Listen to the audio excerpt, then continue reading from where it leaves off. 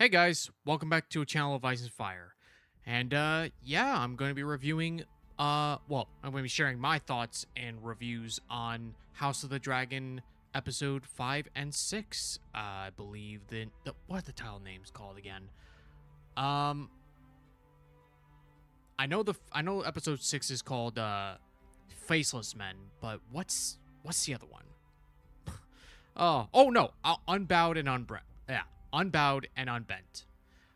So yeah, I'm just gonna be sharing my thoughts and all that, and yeah, and as you guys can see, I've already made some models of some of the MVPs of the two episodes. Hey, how's it going, man? Hope you're doing well. Hope you're having a good weekend, as am I, and yeah, I'm very much looking forward to tomorrow's episode, and I hope you are too. But with that, let's get right into it. This is episode 5, Unbowed and Unbent. Unbowed and Unbent. Yeah, I was very surprised to see the opening of this episode taking place with the River Lords marching on Harrenhal. And as you could see from the screenshot here, Lord Peter Piper is back. Last time we saw him, he was in season 2, among those River Lords who were pissed off with Daemon for his war crimes during that time. But it's good to see him back, chatting up with Oscar Tully and Roddy Dorun. Yeah, I was very glad to see more of Oscar and Roddy in this in the last 2 episodes, actually. Because honestly, we haven't really got much activity from the River Lords, even though they've been pretty much the forefront of the Black Army. But yeah, they're marching on Tumbleton right now. But Kristen Cole has been destroying bridges after bridges, which is definitely slowing down their advance. And now they're trying to make to Stony Sept and trying to cross into the Reach. But yeah. Oh, hold on. Let me try and get this going. Oh, here we go. Yeah, like I said, it was good to see Peter Piper make his return. But there's also something people should know. The Pipers in A Song of Ice and Fire, they're the house with the naked lady with blue on their sigil. They are redheads. And Peter here is not a redhead. He looks more like a, I would say more of a Blackwood, or maybe Bracken, maybe? Which, yeah, given his dark hair and, well, his gray hair, but that's beside the point. But yeah, I love the interaction between Roddy and Oscar here. With Roddy, I was expecting Roddy to treat Oscar kind of like a callowed youth and not really his commander. But in here, they're speaking like equals because they've shed blood together in battle, with the fish feed and all that. And it's very interesting to hear that Oscar is pretty much wants to use the same strategy as Cole is using right now. Instead of unleashing the wolves and the River Lords, he's stooping down to Oscar's level here. And yeah, I'm very loving Oscar Tully, honestly. Despite being like a teenager, he's acting like a fully grown man, and honestly, I'm really loving it. Oh, hey Joe, hope you're doing well, my friend.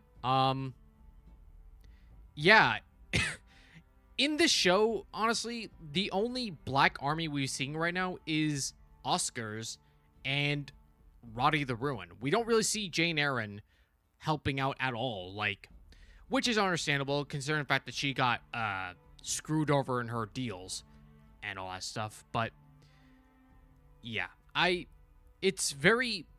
want to see more of the Black Army other than the River Lords, because it seems like at this point, Rhaenyra has no other army except for them.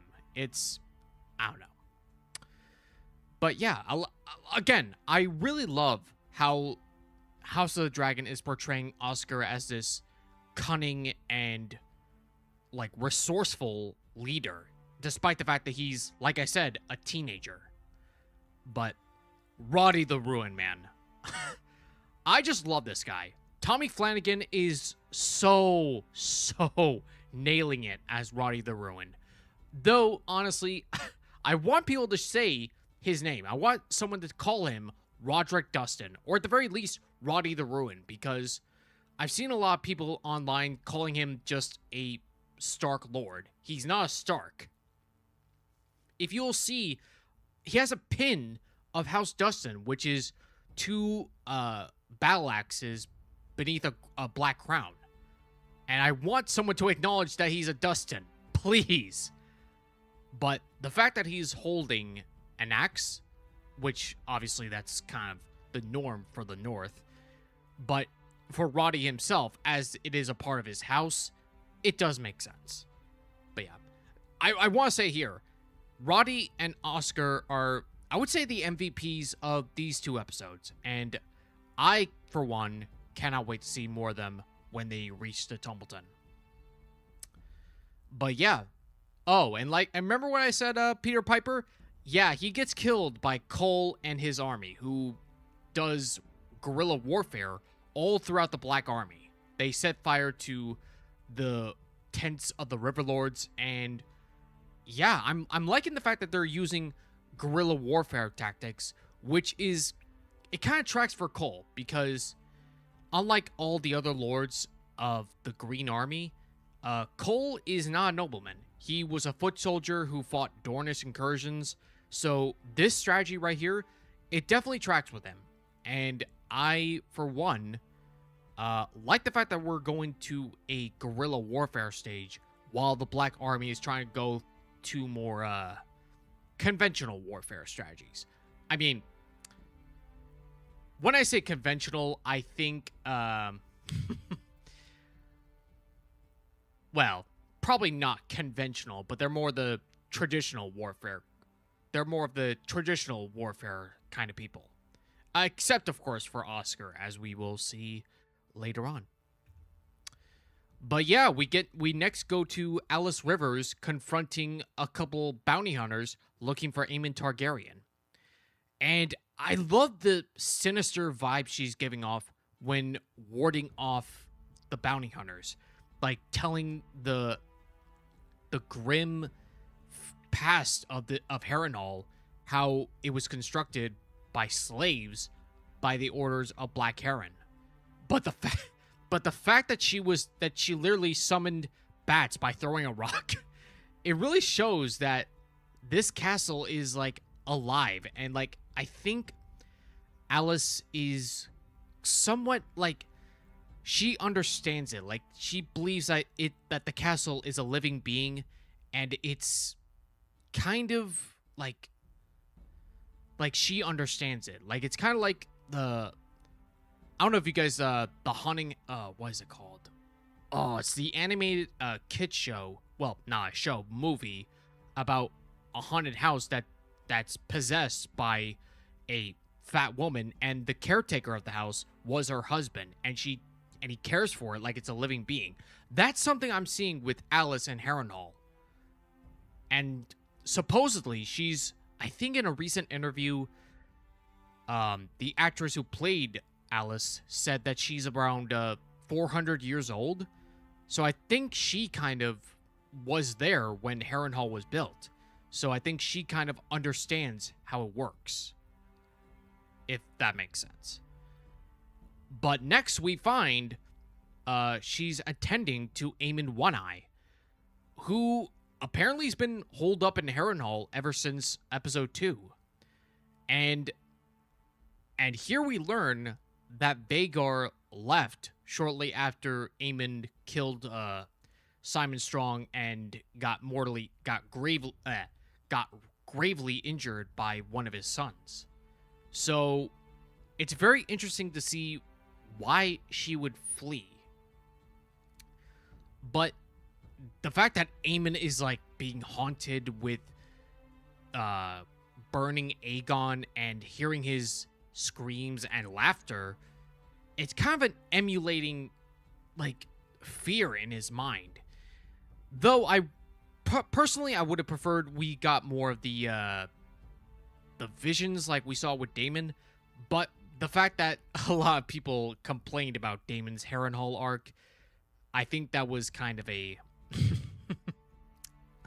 a leading factor as to why we don't see any visions, which is kind of disappointing. I would have liked to see a burning Aegon in Harrenhal, or at the very least, a young Alicent, like, or maybe a young Aemon. I would love to see, like, how Harrenhal is affecting Aemon on a personal level, other than the fact that Alice is tending to him. And also, in this shot here, it seems like Aegon is kind of finding a mother figure with Alice, which is kind of funny considering the fact that in episode 6, they have a little makeout session. So I knew this was going to happen eventually, but I'm very curious to see how their relationship develops all throughout the remainder of this season. But next we come up to Orwell, and we finally get to see cats in the Red Keep. For those who don't know, in Fire and Blood, after Aegon kills all the rat catchers, Otto Hightower unleashes like hundreds of cats throughout the Red Keep. But I guess after a little conversation with Alan, Rhaenyra decides to fill the Red Keep with cats. So, I mean, we do get the cats eventually. So, yeah.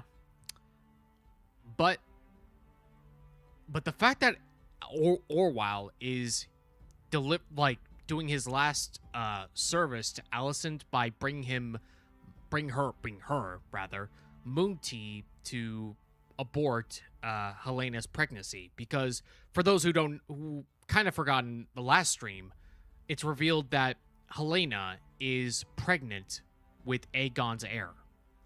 And they specifically mention it. This is Aegon's child. I don't know when he and Helena got on before Rook's Rest, but yeah, I like the fact that Orwell and Alicent kind of have like a servant but friendly vibe. Like, even Alicent calls Orwell a friend, even though Orwell says, hey, I can't help you anymore. If I help you, I will draw attention from the queen, and I'll potentially die. So, and I like the fact that Alicent isn't really holding a grudge against Orwell, which makes sense, because all throughout, I believe, season 2, he has been, like, her closest advisor. He's been the only one to really stand up for her. So, this last little scene with them is very nice.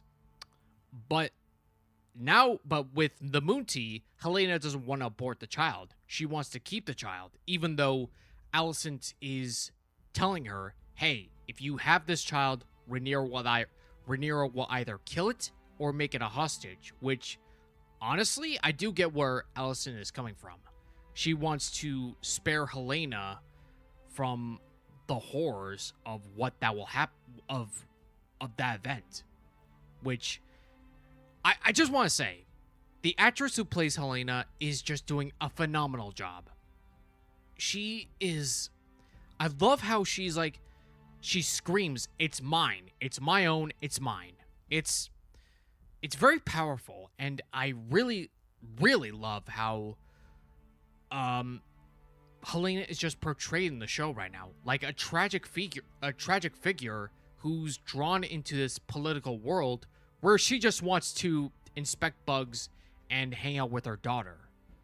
But yeah, I like the fact that Alicent was being, like, desperately trying to get her to drink the moon tea, even though it's very callous with Alicent. I really feel like she's been very callous towards all her children, save perhaps Daeron and Helena. like, she, with, I think this is a running theme with Alicent. She just doesn't seem to care about any of her children or grandchildren except for Helena, which, again, this just makes her a bad mother and grandmother, respectively. I mean, I get the fact that she wants to spare Helena, she wants to protect her at all cost, but I don't know. But let's move on. As we'll see here, Lady Frey, who you guys might have remembered from season 2, has returned and is pretty pissed off at the fact that Rhaenyra offered up Harrenhal, which was promised to House Frey by Jace in, I believe it was the 5th episode of season 2. But yeah, she was very, very upset the fact that Rhaenyra placed a bounty on Aemon's head in exchange for Harrenhal, which it was our castle, and Rhaenyra was like, my son's dead. The contract is void. But she's making her a member of her council. So I'm curious as to what sort of position she's holding right now. Master of Laws is open, but it kind of makes sense that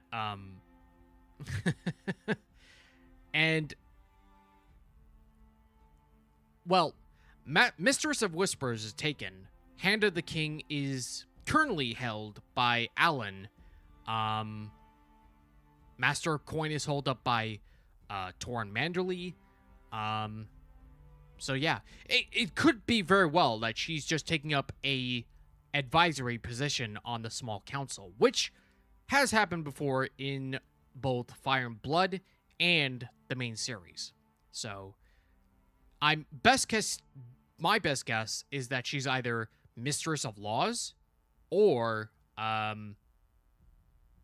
just an advisor.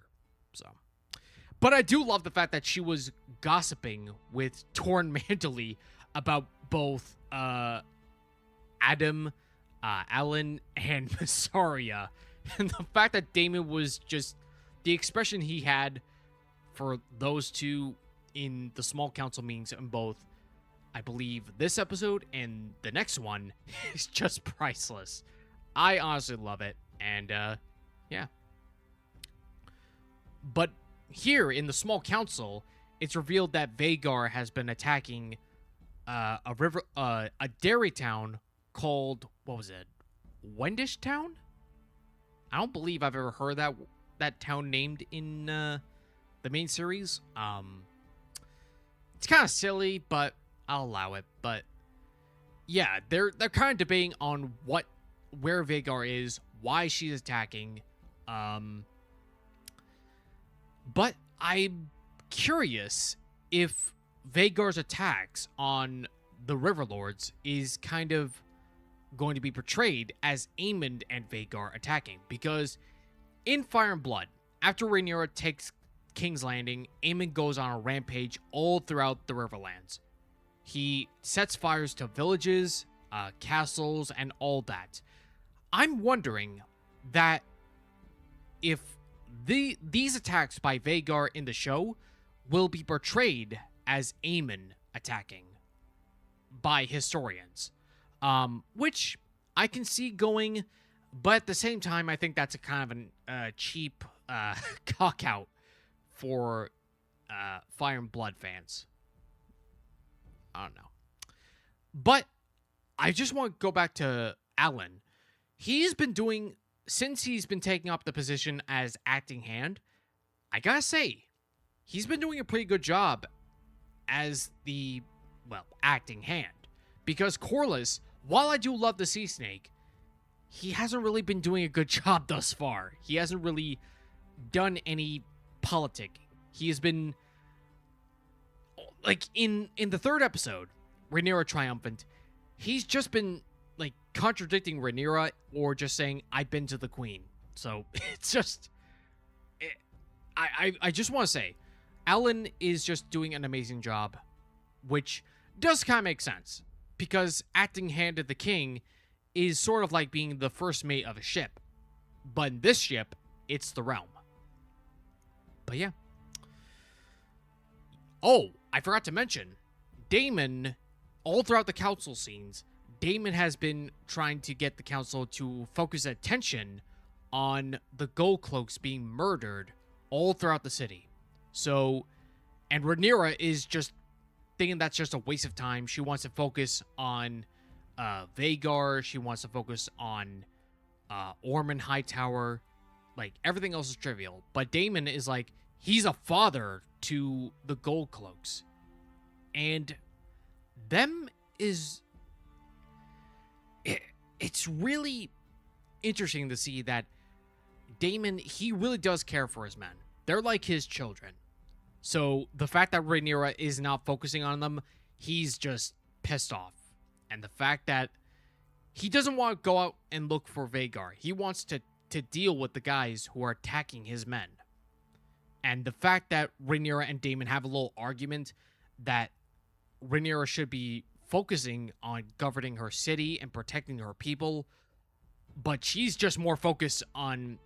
She's just paranoid. She's paranoid about Ormond. She's paranoid about Vhagar. She wants to kill them. She's so focused on killing her enemies rather than ruling the realm, which does make some sort of sense. And the fact that Daemon was criticizing her for making Luthor Largent beat up people for the graffiti about Queen of Bastards, and just saying, don't mind them, you're the queen. You shouldn't care about what these people are saying. But during this argument, Alinda Massey reveals that, hey, Joffrey's back. He's back from the Vale, and he wants to see his mom. But Rhaenyra is just like, I'll see him later. But I think this kind of draws into the fact that Rhaenyra, having just recently lost Jace as well as Luke, I don't think she kind of is prepared to be a mother again. I think she's more focused on being a queen and being a ruler rather than being a mother. So I'm very curious to see how that's going to affect Joffrey later on. But let's move on. We have... I kind of want to combine Aegon scenes. Hang on a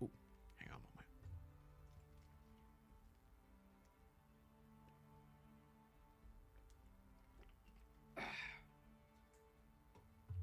Sorry about that. But I want to skip ahead. Well, I want to combine the two Aegon scenes with him and Larys. He's ditched Harrenhal, or he's ditched Rook's Rest. He wants to go and find Aemon and kill him. Because at this point, he lost everything because of Aemon. Because he burned him. He took over power for himself. And Rhaenyra spread the rumors that Aemon killed him. So Aegon is just so pent up with rage. He wants to kill Aemon and kind of reclaim his lost identity. But the fact that he has no idea where he's going, that Larys just doesn't want to go through with this, he tries to tell him, Your Grace, we have no army. We don't know where Aemon or Vhagar are at right now. This is just stupid. And I love that Aegon has like a breakdown and just cursing Aemon and vowing to kill him.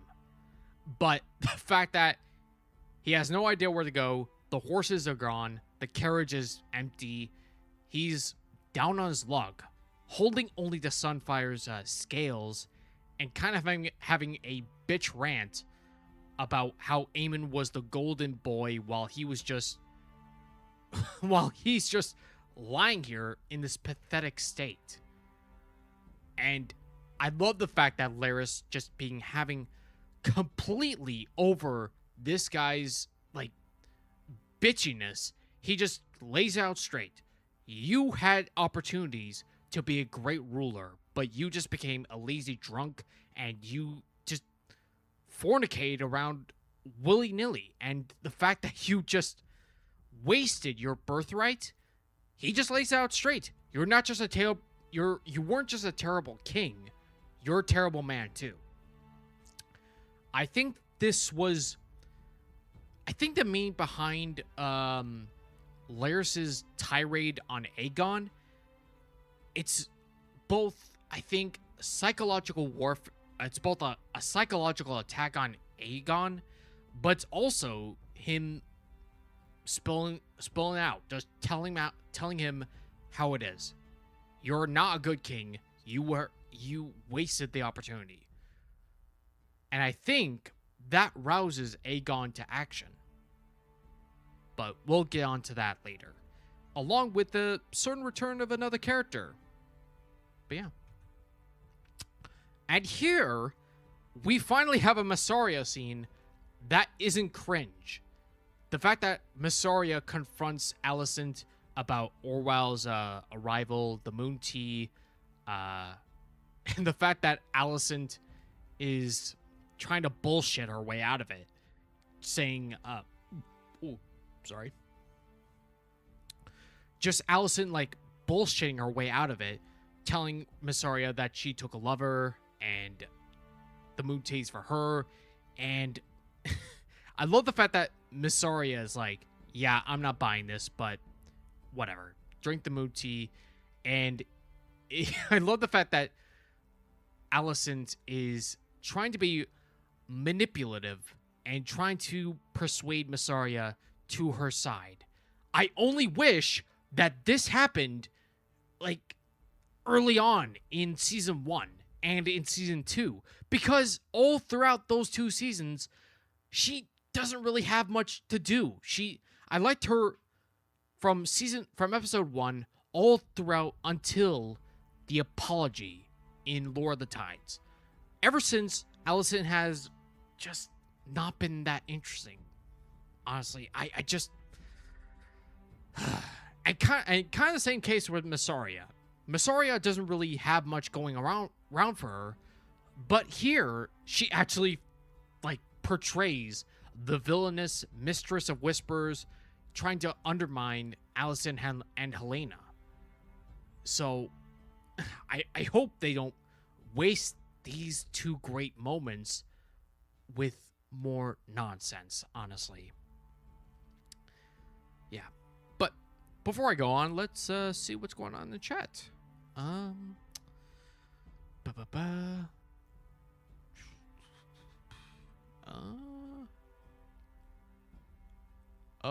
hang on. Hey, Sebastian. Hope you're doing well, my friend. Oh, thank you. I'm glad you enjoy my videos. Yeah, they're not easy to make, but yeah, I love doing them. I love making the animation. I love making the artwork. And yeah, as you guys can see, all those characters you see there, made by yours truly. And I can't wait to do more work. I'm planning on doing some more stuff with the Targaryen kings, with Viserys. I want to do more what-if videos with the Secret Siege, along with other stuff. But yeah. Kazan, thoughts on them not using Cole's last words? Last words. Oh, are you referring to "I'll have no songs of how you died, Kingslayer"? I'm assuming that's what you're meaning there. I'll return back to this when we get to the Butcher's Ball. But let's move on. We have Gawain and Kristen riding out, and I like the fact that Gawain has been more of a friend to Cole, as opposed to what we saw in his introduction from season 2, that he was just an arrogant knight who hated Cole. But the fact that here he's developed something of a friendship with Cole, and the fact that he was offering him a place at Old Town, I think that was more of a genuine offer. He was just trying to help him out, considering the fact that Rhaenyra took the capital. He's probably not going to be considered the Lord Commander anymore, much less Hand of the King. So I think in Gawain's mind, hey, the war's practically done, and you're not going to find a place to be at. Why don't you go in Old Town to serve our house? And I like the fact that Cole's like, yeah, no. Like, but just brushing it over. But also, I also forgot to mention, apparently Gawain and Ormond raced to the top of the high tower when they were young, and Gawain let him win, which, calling him a pretentious little twat, it's kind of fitting considering the fact that what we see with the Sivas scene. But the fact that the River Lords are using caltrops against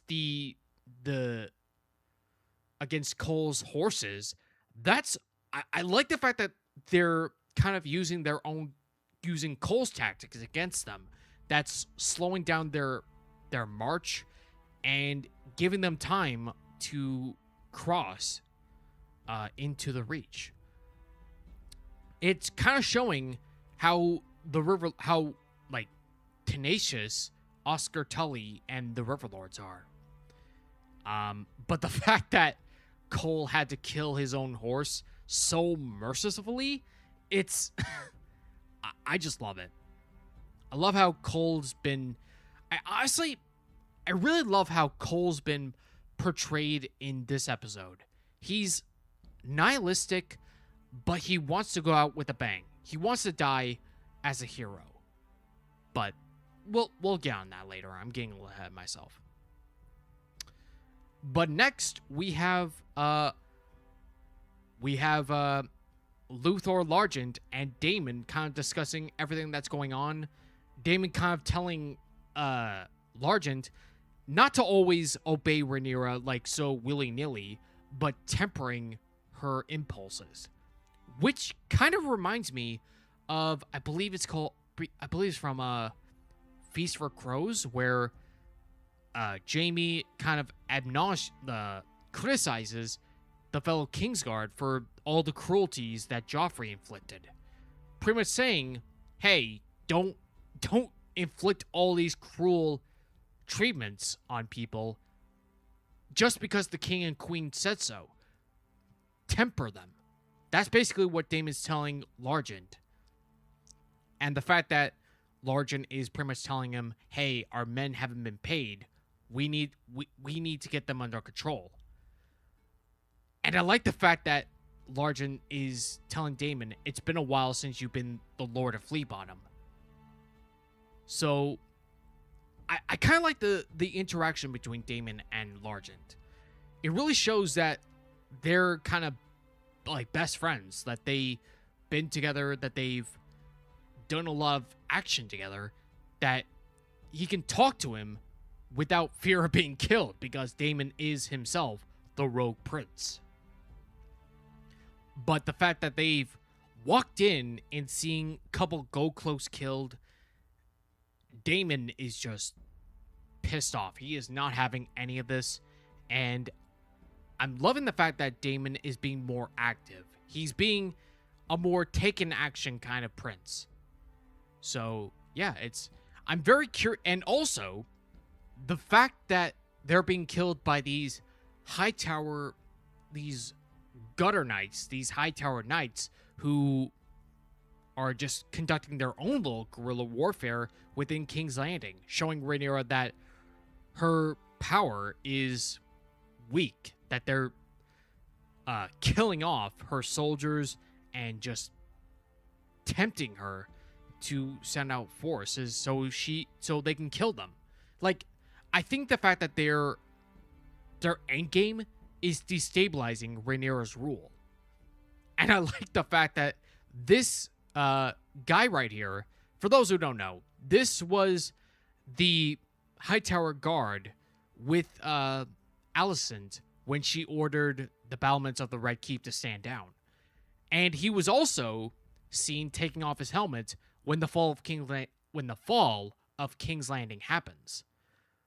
So I'm glad that they brought back this character to do work for Ormond Hightower. But yeah, it's very interesting to see this character being more used, especially given the fact that he was shown a lot in episode 2. So yeah, I'm glad that it kind of confirms many people's suspicions that he would return. But Fantasy Haven kind of foolishly brought up that he was going to be Perkin the Flea, which, for those who don't know, he's kind of a gutter knight who causes more problems for Rhaenyra in the books. But I'm not going to go into detail for that for obvious reasons. But next, we come to Daeron and Ormond playing Syvas together.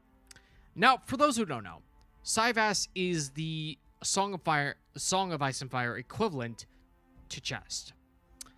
I was so glad to see this game made an appearance in a Game of Thrones adaptation at last. Even though Syvas wasn't introduced into Westeros until the main series, until it made its way to Dorne, and then all throughout Westeros. But I'm willing to forego that little detail for the sake of this awesome scene here, where Ormond actually talks about Maria Martell, the Yellow Toad of Dorne. I was not expecting the fact that Ormond, of all people, was going to praise Maria for for her cunning during the First Dornish War. And the fact that he praises her for a military mind but lack of appearance, it's kind of ironic considering the fact that he's praising a ruling woman where he's trying to bring down another. It's kind of it's very ironic if you think about it. But but the fact that he's trying to emulate Maria by conducting these guerrilla warfare tactics on Rhaenyra in King's Landing, it's very how can I put this?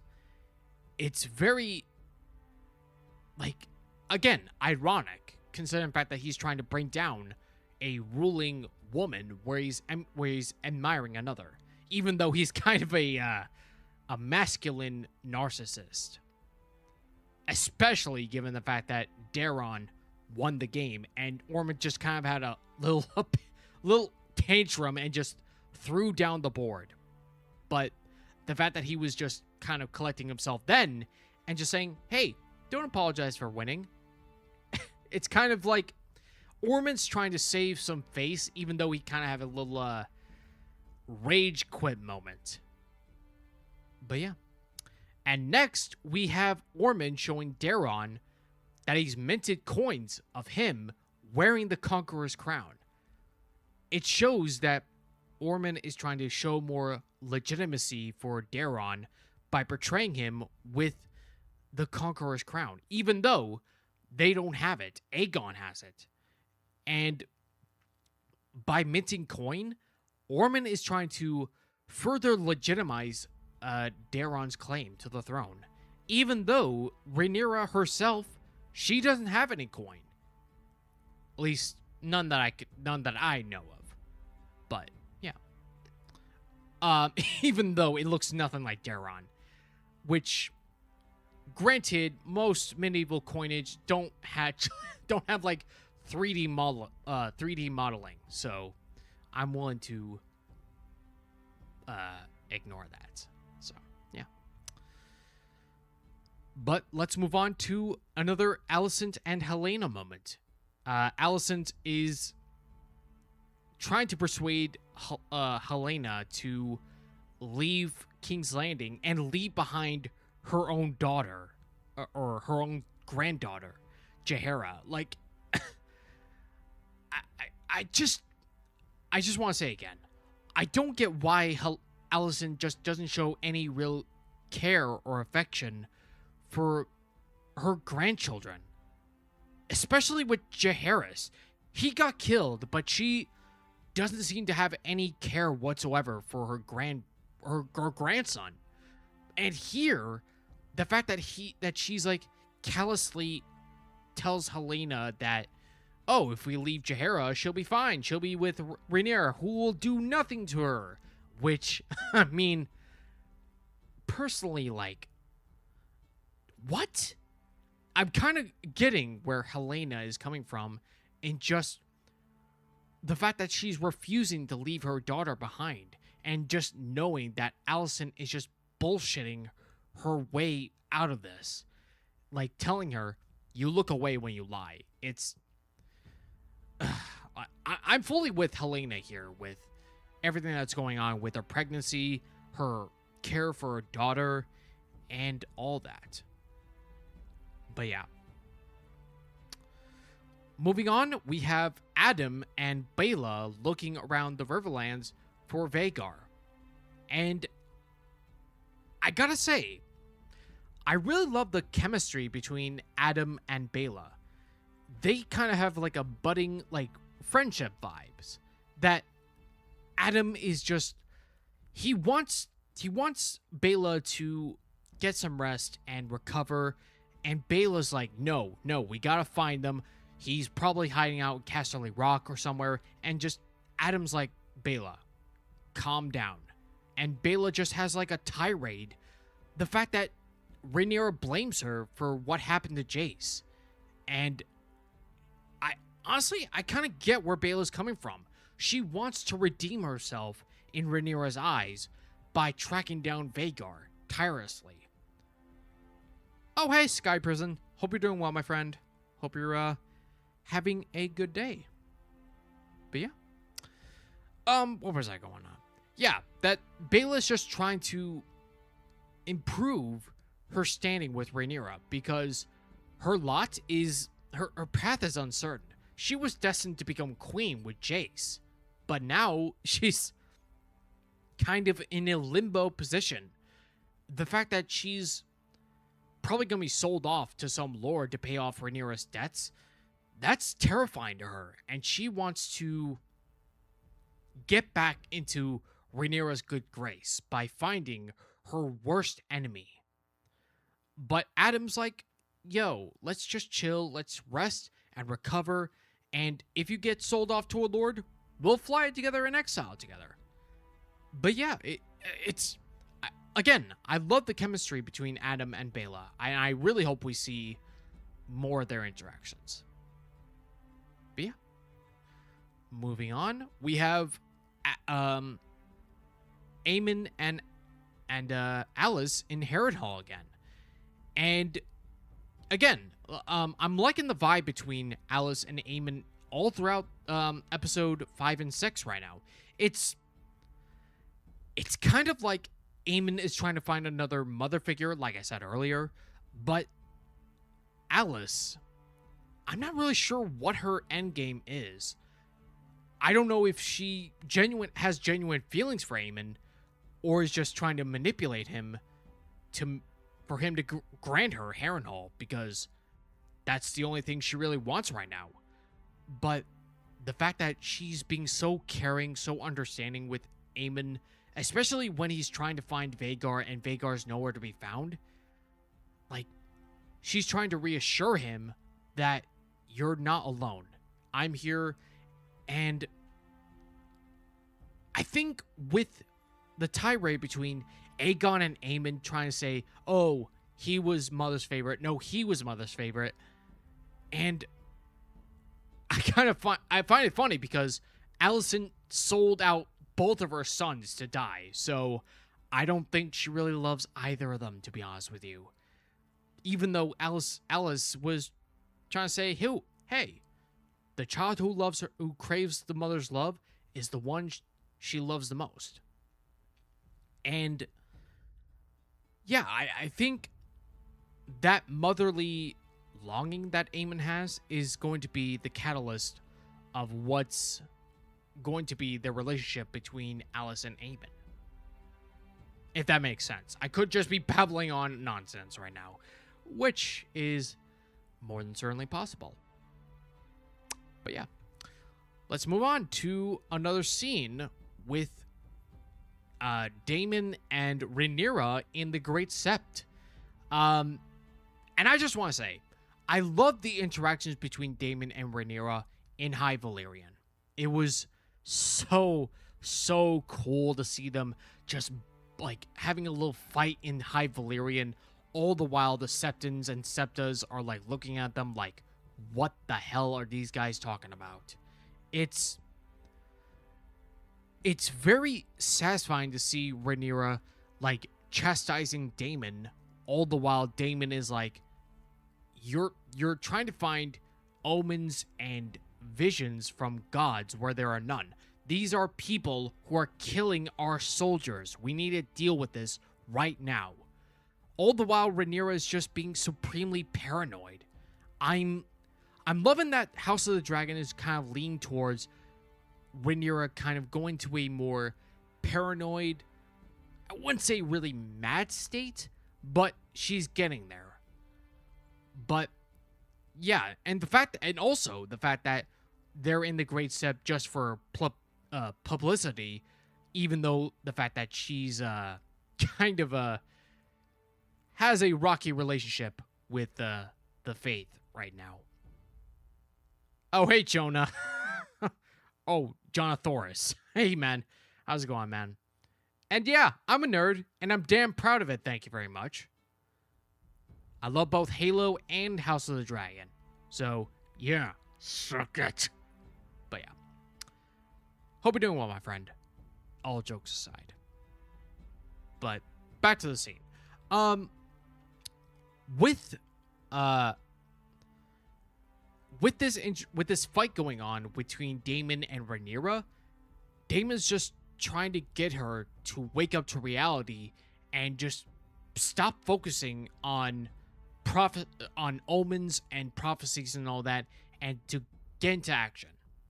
And just, you're tired, take some sleep, and get back on the horse so we can deal with all these threats. But Rhaenyra's like, you're the Lord of Flea Bottom. You're the most infamous man in Westeros, and yet you can't find these guys who are killing our gold cloaks. Do something. And Daemon's like, yeah, I'm out. You're more than this. I'm out. Go cool off.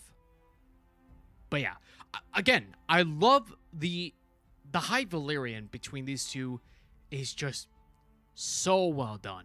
And I love that Daemon, when he gets snarky and telling, oh, we're expecting this rule to be sunshine and rainbows in the High Valyrian, it was so good to see him like that.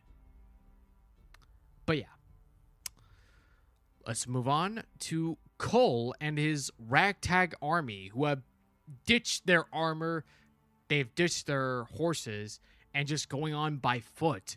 And I love the fact that this march that they're going through right now is muddy. It's like so like grounded. It's so muddy. It shows how the mighty have fallen from the great army we saw in episode from the Red Dragon and the Gold in season 2 to this paltry, I wouldn't even call it an army anymore, like more of a squad if anything else. But Gawain, he's not having a good time. He just wants to go back to Old Town and pick up the pieces from Ormond's mess right now. But he has to deal with the mod.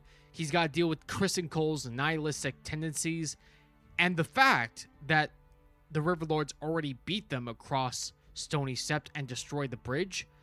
It shows that their plan to delay the Riverlords has failed, that they failed miserably. But yeah, let's move on to Aegon and Larys. Aegon's kind of being more submissive now after Larys's little tirade, And he's like, yeah, let's just go to Essos. But, lo and behold, we're treated to Tywin Lannister's infamous return. Everyone thought after the Battle of the Gullet that he was killed, that he died along the rocks alongside his men.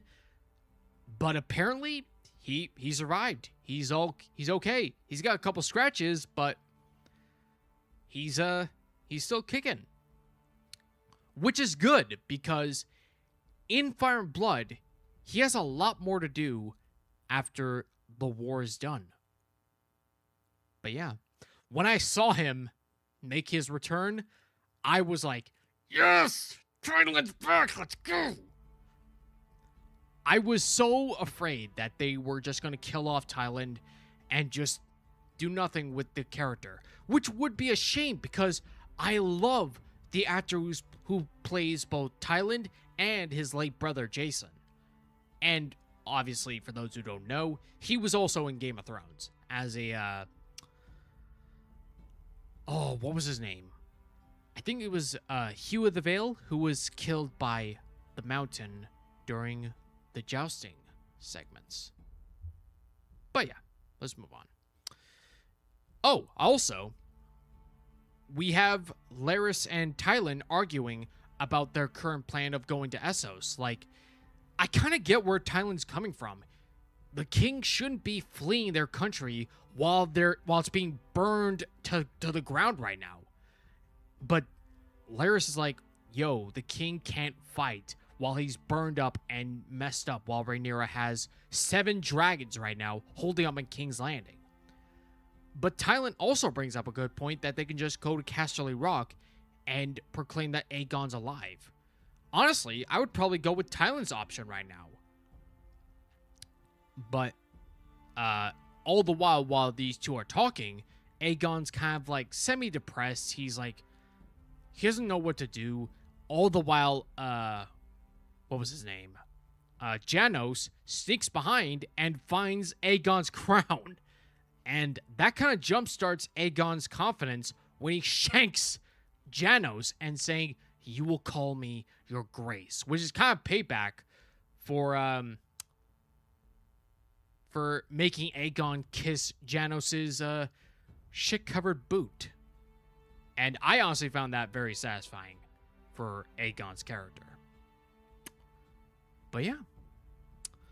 Moving on, we have Alicent and Helaena trying to escape the Red Keep again, but this time they're caught by none other than Mysaria herself, who figures out that Helaena is pregnant, and Alicent's kind of persuading her, don't tell Rhaenyra, because if you do, you run the risk of being on the shit end if Rhaenyra falls and the Hightowers reclaim the throne.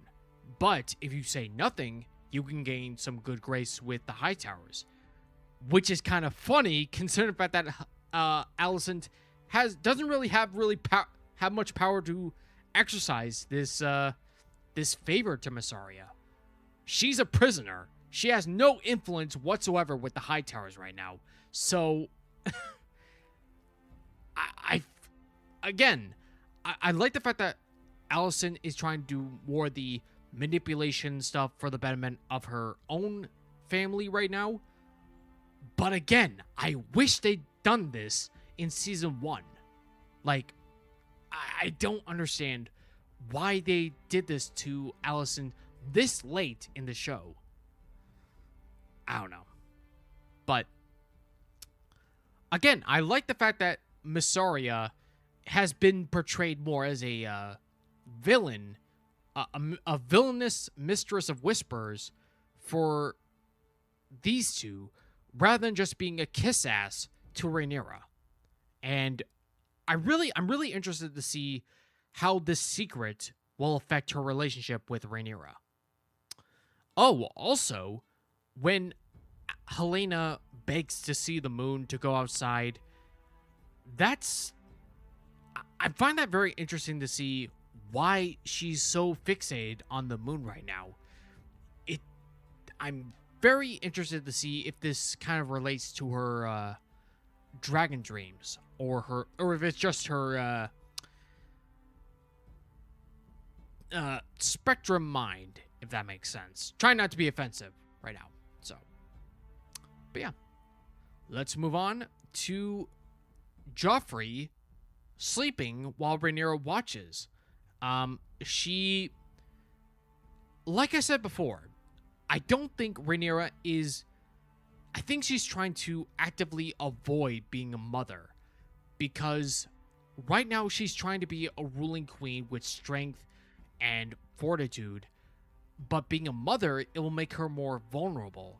And like I said, after suffering the loss of both Jace and Luke, I don't think she has it in her to be a mother again. I think that's why she actively avoids interacting with Joffrey right now.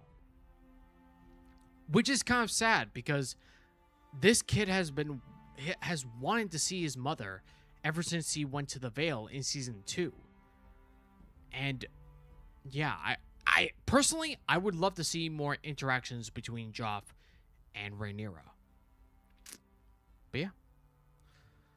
Moving on, we have Alice confronting yet more bounty hunters who are looking for Aemon in Harrenhal. Which is very interesting, because these guys who attack Alice are Ironborn, because this guy here, he grabs Alice and says, "I'm going to take you as a salt wife." And for those who don't know, salt wives are just women of conquest for the Ironborn. So this is our first interaction with Ironborn all throughout House of the Dragon. We've got mentions of them in both season 1 and 2, but here we finally get to see Ironborn since Game of Thrones, which honestly to me was very fun, but not half as fun as when Aemon just annihilates them all. It really shows that he really was a great swords master. But yeah. Next up, we get Daemon rallying the Gold Cloaks, who are pretty much pissed off at the fact that they haven't been paid, and the fact that their comrades are being murdered in the streets of their own city. And the fact that Daemon quickly rouses them because he wants to restore the Valyrian Empire. He pretty much tells them, hey, when we conquer Dorne, when we conquer Essos, when we conquer Yeti, you guys will have all the riches. And that one speech gets them all wild up and supporting Daemon again. It really shows the relationship between Daemon and the Gold Cloaks being something of like a father with his children. Or maybe not a father to his children, but the charismatic, like, captain to his teammates for, like, football or soccer or stuff like that. Like, you guys know what I mean. But, yeah. It shows that they have indeed remembered the Lord of Fleabottom. And this brings us to the Gold Cloaks capturing one of the Hightower agents, who reveals the fact that they've been hired by Ormond and Daeron, who they styled as King Daeron. So it seems that now the Greens fully acknowledge that Aemon killed Aegon, is a kinslayer, and is vanished, so they're raising the Hightower Daeron as the new king for the Greens. And Daemon finds the coin, and he is not happy whatsoever. But I like the fact that we get, well, I didn't show this segment here, but I love the fact that we see Daemon pulling out the eye of this assassin, and it shows just how brutal this guy is. And I love it. I love every segment of it. But now we get to Kristen Cole revealing to Gwaine that he has no intention of going to Old Town. He has no intention of retreating. He has no intention of pulling out of this fight. He intends to meet the River Lords and just die in a blaze of glory.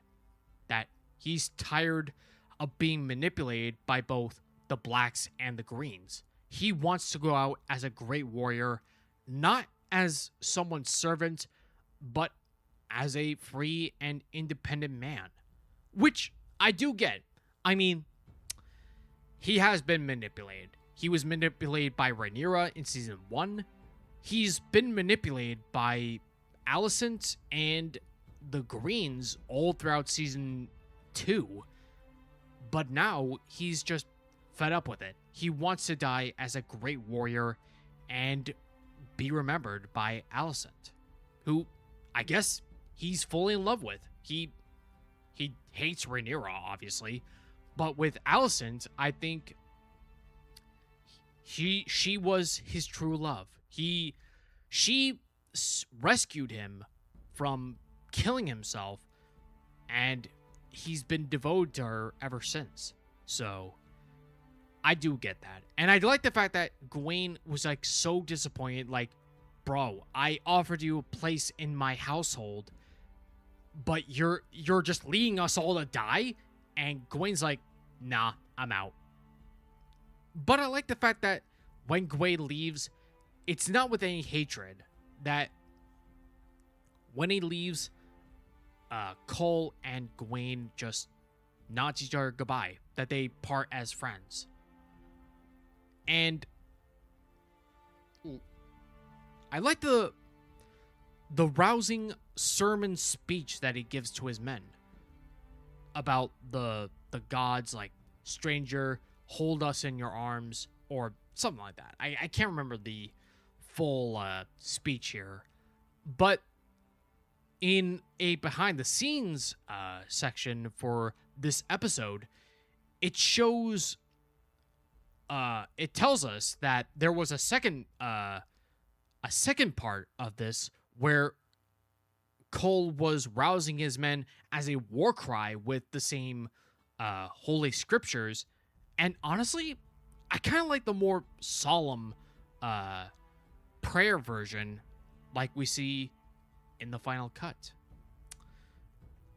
But during all this, Rhaenyra receives the news that Daeron has been raised as king. And Daemon's like, this is ridiculous. We should have killed them all when we had the chance.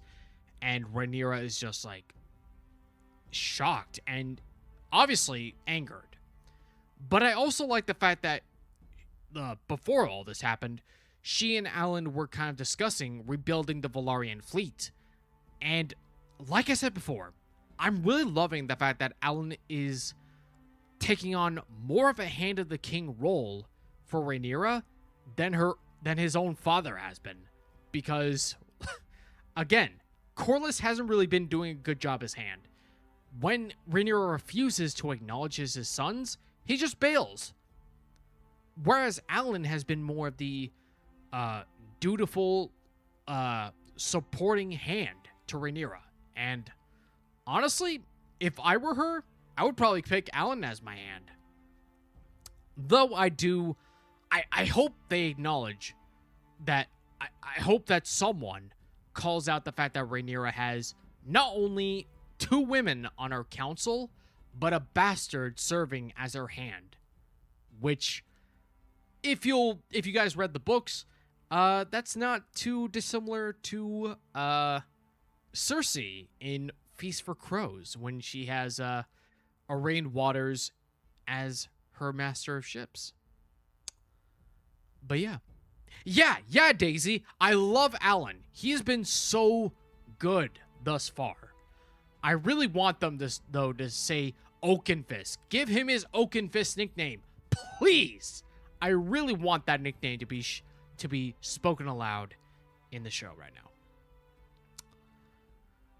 But yeah, all throughout Chris and Cole's speech, Helena discovers one of Maegor's passages in her room, which I believe is the same room that Rhaenyra used in episode 4 of season 1 when she went out to stroll about King's Landing with Daemon.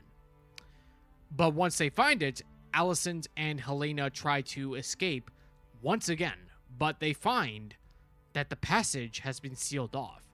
I'm assuming at the orders of either Aegon or Rhaenyra. But yeah, once they find it, they're trapped. They lose their lantern and they disappear in darkness. But the final segment is when Daemon goes back to the barracks of the City Watch, only to find Luthor Largent and several gold cloaks killed and maimed. All the while, there was a message, a feast for traitors. And oh my god, I was supremely shocked when this happened. Especially the fact that Luthor Largent has been killed off earlier than his book counterpart, because Luthor Largent survives this. At this point, he lives up until a certain event happens later on in the war, which will probably happen in season 4, but I will not go into detail for that to avoid spoilers. And that concludes Unbowed and Unbent. Yeah, I really love this episode. I thought it was really well done. I love that the theme all throughout this episode was basically men like just refusing to bow, to give in, to give up, even at the face of adversity. Especially with Criston Cole, given the fact that he gives his speech and wants to die out with a hero, as a hero, rather than just bending the knee to Rhaenyra or just leaving off to serve the Hightowers. He doesn't want to bend. He wants to go out like a hero. But yeah. Let's move on to episode 6, titled Faceless Men, which, in my opinion, is a stupid name. I think it should have been Butcher's Ball, considering the fact that what we get here with Criston Cole meeting his untimely demise. Oh, yeah, Daisy. The whole Hightower guerrilla warfare in King's Landing is exactly like the Sons of the Harpy doing in Meereen. But I would argue that this segment here, that what the Hightowers are doing is far more interesting than what the Sons of the Harpy are doing right now. But yeah. Okay, let's move on to, like I said, I like the fact that Criston Cole. Well, actually, before I discuss why I like, let me first discuss what I really didn't really like that much. This episode was probably my least favorite of season 3 right now. That's not to say that it's bad, but it's, I don't know. It feels like the stories, like here the story's kind of like in a limbo position that it's, I wouldn't really necessarily call it filler, but it's also not progressing. It's not pushing the story forward, especially with the Butcher's Ball. I personally felt that this segment here should have been reserved as either the ending of Unbowed and Unbent or at the end of this episode. But having it like in the very opening, I don't know. I guess people wanted to see more action, in which case, yeah, here you go. But the Butcher's Ball isn't really addressed at all after this segment happens. It's never acknowledged in the small council. It's never addressed at Tumbleton. I don't know. But what I did like about this segment is that they added in the corpses, well, the fake corpses, all throughout the Riverlord encampment, and just as Cole inspects the bodies, they spring up and attack Chris and Cole's ragtag followers. But the overall fight sequence was well done. I love how Cole was just absolutely brutal with his flail, and the fact that he was just laying waste to the entire ambushers. It was so well done. But next up, we have Roddy the Ruin and his Winter Wolves approaching Cole, just as they prematurely shout, "We light the way," which is kind of funny considering the fact that Cole doesn't want to be in anyone's service, even though he just shouted the Hightower words, which, I mean, I'm willing to forgive, but yeah. But the whole confrontation between Roddy and Oscar with Cole, it was very well done.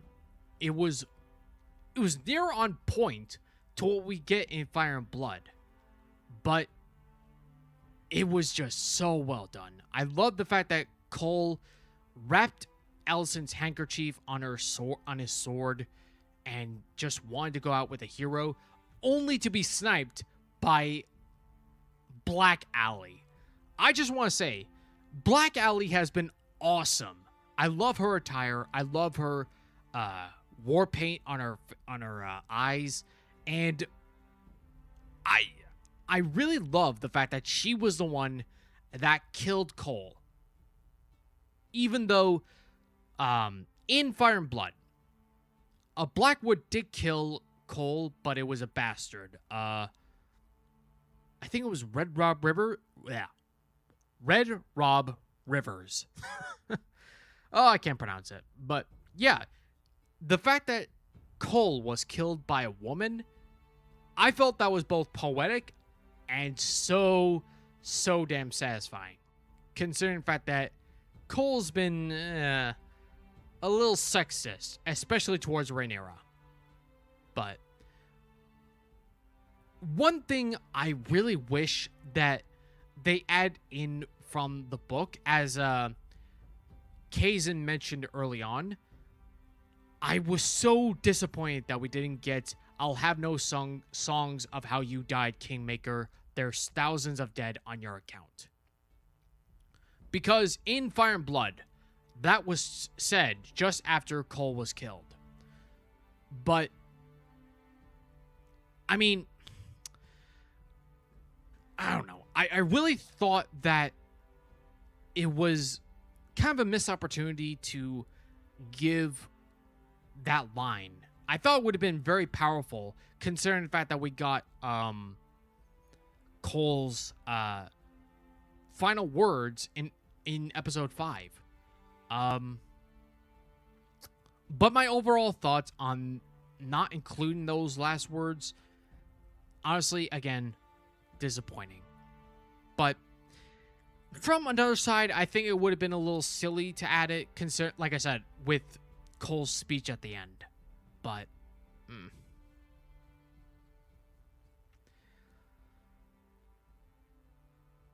oh, yeah, good point, Daisy. The fact that he's been so vulnerable with women, the fact that he was killed by one, I would say it was very poetic, actually. But yeah. Ooh, excuse me. But next, we go on to another small council meeting where they're discussing the death of Luthor Largent and the other Gold Cloaks. And the fact that Daemon is just so over the fact that Ormond is just wreaking havoc in their own city, and Daemon just wants to burn them all. And the fact that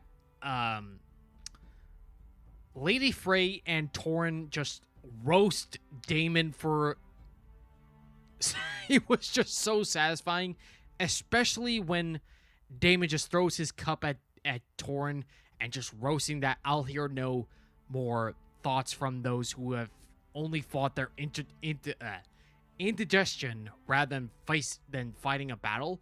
That was just so freaking funny, man. I just love Torn Manderly and Lady Frey's like whole vibe going on with them, gossiping in episode 5 and just shit talking Daemon in this scene. It was just so well done. But the one thing I didn't really like is when Daemon flat out tells Rhaenyra that the prophecy compels Rhaenyra to do anything she wants. Anything is justified. But why would you tell the prophecy in front of a group of people who have no idea what you're talking about? To me, that was kind of too much on the nose. But yeah, that segment I wasn't really a fan of. But I did like the fact that Rhaenyra was trying to be more hesitant on roasting Ormond and Tumbleton. Oh, my word. The fact that she was hesitant to roast Tumbleton because it's something her father would be disgusted at. But it shows that Daemon, while he made peace with his brother, he's just so sick and tired of his brother being mentioned, because Viserys, for all his good characteristics, was in the end kind of a weak ruler, which inevitably caused the dance to happen in the first place. So I get both sides of the argument.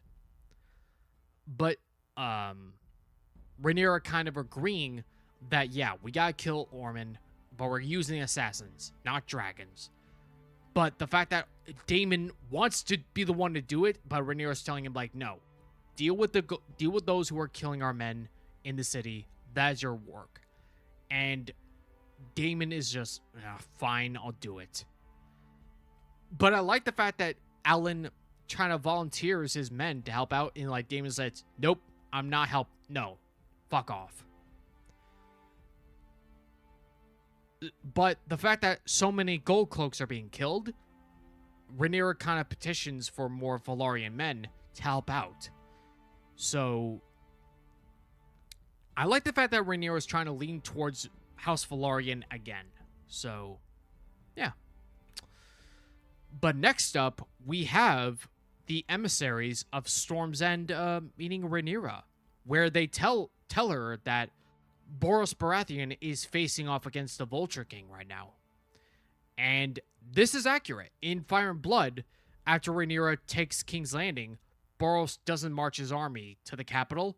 He just takes it. He takes it south to Dorne to deal with the Vulture King, which officially makes up for his cowardice. But the fact of the matter is, he doesn't want to face Rhaenyra right now. He doesn't want to face her dragons. And it does make sense to why we don't see him, because after the finale of season 1, he's only mentioned like in the council scene of season 2. And after that, nothing. No word of him at all. But here, it makes more sense. Oh, also, we're introduced to another Queensguard to Rhaenyra, Lionel Bentley, who I think was part of the retinue that goes off to kill, or tries to kill, Ormond and Daeron. Which brings us to this segment here, where Rhaenyra is threatening to kill the emissary and Boros for refusing to come to treat with Rhaenyra herself. But the fact that she tells him, hey, you want to make up? Give me your belt. Which, at first I was like, what? What's going on here?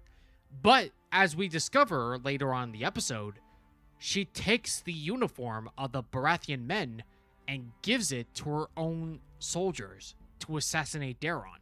Which, honestly, I actually really liked, actually. It was a really good way of using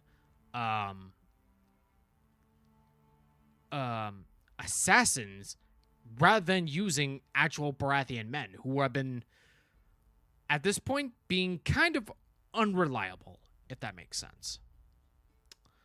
But yeah, let's move on to this great scene with Ulf and Hugh at Tumbleton, where Vermithor is flying above the skies and landing, and giving Silverwing a good nuzzle there. That was so well done. I love this segment because for those who haven't seen my Jaehaerys the Conciliator video, these two dragons were once ridden by Jaehaerys and Alysanne, the previous king and queen before Viserys. And the fact that these two are nuzzling and having such a nice little romantic vibe going on with them, that was a nice touch. I really loved that, and it brought a big smile to my face. It kind of reminded me of episode 2 where we saw Caraxes and Cyrax having a little nuzzle. It was just so well done. But I really like the interaction between Hugh and Ulf, honestly. The fact that Hugh's kind of vibing with Ulf, even though he's kind of complaining of being lapdogs to Rhaenyra right now. Even though Ulf doesn't want to go back to the life he used to have as a scavenger and all that, he doesn't feel like he's living a good life either. He's been banned from the pub with his friends, and he's miserable right now. And I like how it's kind of hinting towards something that's going to happen. I'm not going to spoil as to what that will be, but it's showing that there's definitely cracks between Rhaenyra's relationship between the dragon seeds. And I'm very curious to see how that will affect their story. I'm particularly loving I'm so sorry. I'm particularly loving Hugh right now. Hugh was kind of taken to the back burner in this season right now, but this episode has definitely fleshed him out a little bit more. But Ulf, man, he's been I honestly love Ulf right now. He is both the comic relief and just the overall, like, bitch of all the Dragon Seeds right now. And I love the vibe that's going on between him and Ulf. And I cannot wait to see how their stories will progress in the last 2 episodes.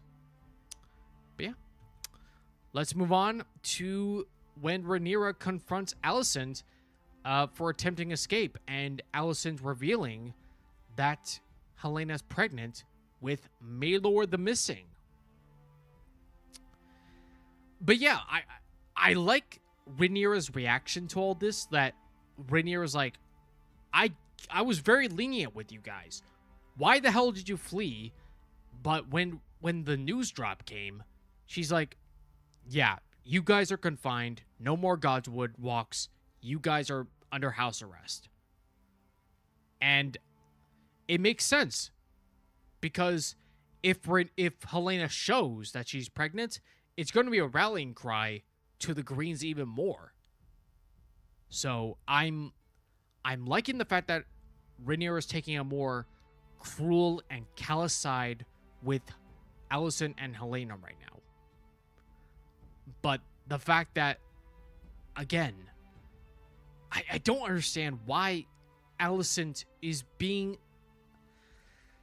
I don't know why she's trying to do all these stupid things. Like, oh, just let us go. Like, seriously? We're in the middle of a war right now. The Hightowers are my enemies. And you are a Hightower too. So I can't show favoritism towards you guys. You guys gotta be locked up, and that's it. So, yeah, I like that Rhaenyra is actually being more, like, crueler towards Alicent right now. Because, honestly, I'm kind of over the fact that they used to be friends. I want Rhaenyra to be, like, more spiteful with Alicent, which thankfully we do get. But yeah, let's move on. Next up, we have the Gold Cloaks quitting their jobs after what happened with Luthor Largent. I don't think this is all the Gold Cloaks quitting, but it's mentioned during the petition scene that a great many of them have resigned. So I would assume that probably at least a third of them have quit in response to both Luthor Largent's death and the fact that they really haven't been paid because Rhaenyra held back their wages to help out the small folk. Which, honestly, it doesn't really make sense as a ruler. I don't get why she didn't divvy up the gold between both the small folk and the Gold Cloaks. Because if you're keeping your people happy in the short term, but your police force is being murdered. And now a good many of them have resigned, which is only going to make the situation worse. So Rhaenyra kind of did a really bad move by just helping out the people while ignoring her own city watch, which kind of helped her gain the throne. But yeah. Next up, we have Alan confronting Corlys about lending some Valyrian men, and I'm kind of mixed with Corlys here, that he's still like acting like a petulant child, like still being in a bitch fit mode about Rhaenyra rejecting to legitimize Alan and Adam, which brings up another savage line from Alan here, saying, "Oh, you're pissed off about that? Well, you've been doing that for a good portion of our lives." Which, honestly, Alan has a very good point here. I mean, I'm glad that Corlys is owning up to being a dad to them, but he can't be this mad with Rhaenyra right now, because he did the exact same thing for most of Adam and Alan's lives right now. And I like that Alan is actively defending her because, yeah, we're in the middle of a war right now. We need help. The City Watch needs help right now. So suck up your pride and help us right now. Because I've been doing your job, buddy. You got to help out too. And I love how that just stops Corlys in his tracks. Again, I love how Alan is just being portrayed in the show right now.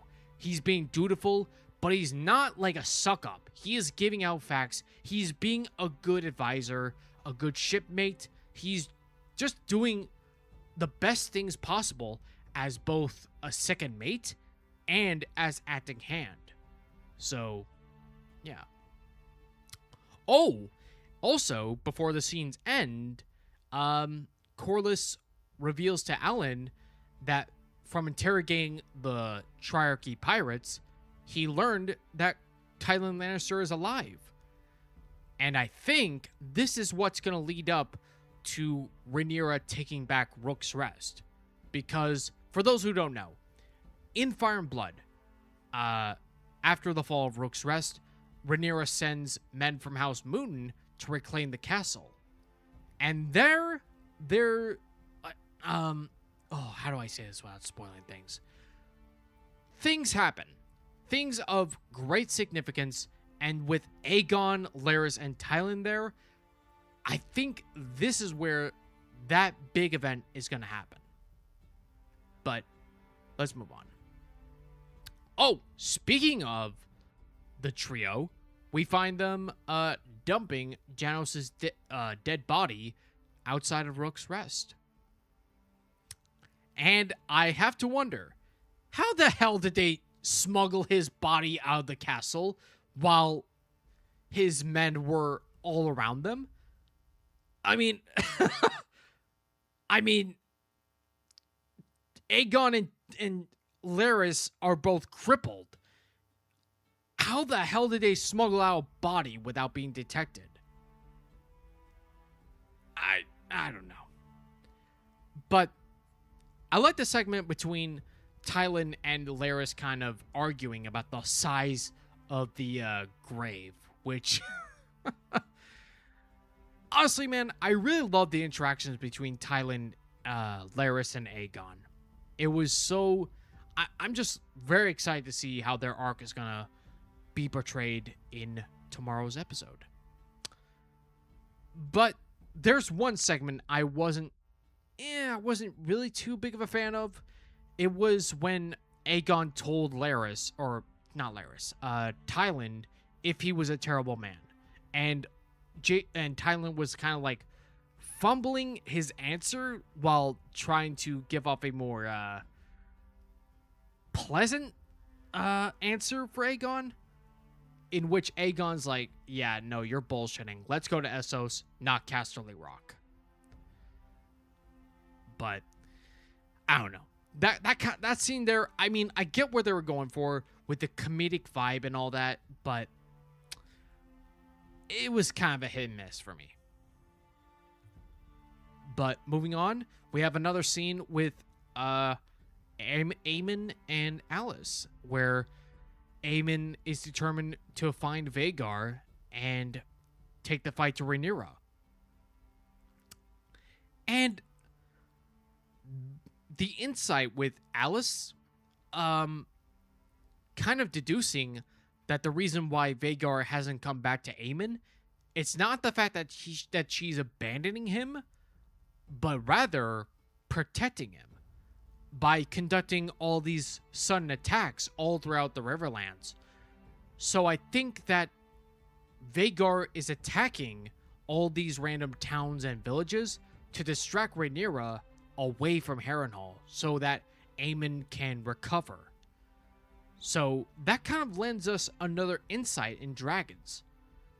I think that Vhagar is trying to protect Aemon by being a distraction, so that Aemon can recover and gain his full might and confidence so that they can actually fight against Rhaenyra. Though Alice does bring up the good point that he is only one dragon against Rhaenyra 7. So, I mean, yeah, it's kind of... it's kind of like a very good point. Even if Aemon claims Vhagar, how the hell are you going to combat Rhaenyra and her 7 dragons? It makes no sense. You will get killed. Vermithor and Silverwing alone could take Vhagar down. So, yeah. But next we have Rhaena, or rather Nettles, being confronted by Jane Arryn, who slaps her for trying to go out and see her sister Baela, who was traveling with Adam throughout the Vale, and apparently was spotted by some villagers in the Vale right now. And Jane just bitch slaps her and criticizes her for doing that, because in episode 2, they agreed that Rhaena can stay in the Vale so long as she doesn't reveal herself. She's basically in hiding. Jane Arryn tells her, stay in hiding or else I'm not protecting you anymore. And I like the fact that Rhaena is kind of mellowing on the fact that she's an outcast, that she never had a dragon, but now that she has one, she lost her family, that she's an exile. She's a disgrace, and now she has to live with her consequences. And Jane just flat out telling her, yeah, your life is done. You're staying in the Vale, stay in your cave, or else you're gone. But yeah. Oh, also, before Rhaena popped up, we see Jane, witnessing someone being thrown out of the moon door. And I'm kind of curious, who is she throwing out? In Fire and Blood, her claim is contested by her cousin.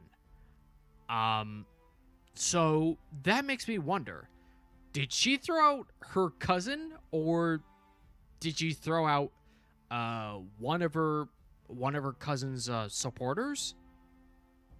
I don't know. It's definitely possible. So, yeah. And here we get to a very mixed scene, to put it lightly. The kiss between Bela and Alan. Personally, I didn't find it as cringy as a lot of people did, but it was still kind of... For those who don't know, after the Dance of the Dragons, she and Alan marry. And again, I didn't really mind the scene itself, given the fact that I knew that these two were going to be married after the war. But here's the thing. These two don't really have the good chemistry enough to make this kiss seem legit. Because in episode 2, they had one conversation. While I did like their kind of chemistry between them, she had more chemistry with Adam in the last episode than with Alan. So the kiss here doesn't really land as it really should do. But I guess in defense, she was just trying to unload the burden of everything she's going through right now. So, I don't know. And also, for those who may have forgotten, Bela is Alan's half niece. So, it's a little weird. But, I mean, Bela's a Targaryen, so I guess it's okay, I guess. I don't know. But next up, we have Ormond confronting Gawain at Tumbleton. And I really love the interaction between Gawain and Ormond. The fact that Gawain is like a defeatist, and he's like, why are we fighting? There's no point. Rhaenyra has dragons outside the town. Why are you so certain of victory when we have dragons outside our walls? And the fact that Ormond just kind of like mocks him as cowardly and gay, I honestly love it. I love the interaction between these two, and the fact that Ormond is just like roasting Gawain left after right. And the fact that he warns Daeron when he leads Gawain out, be careful of the backside, and careful having your back against the wall and all that. It was just, bro, Ormond, stop being homophobic with Gawain right now. I mean, seriously, bro. But yeah, I really want to know what Ormond's endgame is. What advantage does he have? Because all throughout the last couple episodes, he's been saying, oh, we got the upper hand. It's all part of my master plan. But what is your plan? What are you planning? Where's your end game here? I get it. You're trying to destabilize Rhaenyra's rule. But how are you planning on victory while you only have a small dragon against Vermithor, Silverwing, and all the other dragons Rhaenyra can field against you? I don't know. But I like the interaction between Gawain and Daeron. I love that Daeron, like, he openly acknowledges that he knows what Ormond's doing. He's not playing the part of an obedient, well, he is playing the part of an obedient pawn, but he hates it. He doesn't want to be Ormond's pawn. He doesn't like being used as a puppet king. And the fact that he's leaning on Gawain to be something of the father figure that Ormond's not. I love the fact that Gawain is like tired and defeated, but Daeron just wants someone like he doesn't want a toxic figure like Ormond around him. He wants someone more positive to be around. And he knows that he's not going to be king. He's realistic. He knows he's not going to be the king. He knows what Ormond is really trying to do. He wants to be the de facto ruler of Westeros. But yeah, I also love the fact that he was so concerned with his mother. And I love the fact that he's being this kind and sweet boy. It really does. I'm really loving how Daeron has been progressing all throughout the season. Again, well, honestly, I think we should have had him in the middle of season 2. But, yeah. Nothing I can do about that. But, yeah. But moving on, we have Alicent and Helena being confined in their chambers. And Helena's in a very depressed state right now. She's refusing food. She's actively hurting herself with her needlework. And we're seeing the first stages of depression going on with her. Like, especially the fact that she's pregnant. It's really going to show. I'm really thinking that there's going to be a really, really dark turn for Helena in the last 2 episodes. I'm very, very curious to see how that's all going on. And I love the fact that Helena calls out Alicent for lying that Jaehaera was going to wait for them when they tried to escape from the Red Keep. It's really showing. I love that Helena's just calling out Alicent's lies and bullshit. And the fact that she's just being so callous with her own granddaughter just to protect Helena. It's, again, I'm loving how Helena has been portrayed thus far in season 3. I really want to see more of her. I really want to see more of her character development and how her story is going to end. Because I'm almost certain that something is going to happen to her at the end of the season. So, yeah. But we see the tapestry that she's been working on is Aemon in Harrenhal with Alis. And I just love the visualization of this tapestry with Aemon in a pool of blood with his sapphire eye. The thread work just looks absolutely phenomenal. I love it. It just looks so well done. And speaking of Aemon, we have him in the stables preparing to go find Vhagar, where a stable boy finds him and is so shocked that just before he runs off, he's killed by Alice. And here, she reveals a rather interesting secret. Before his time, there was another Targaryen at Harrenhal, Rhaena.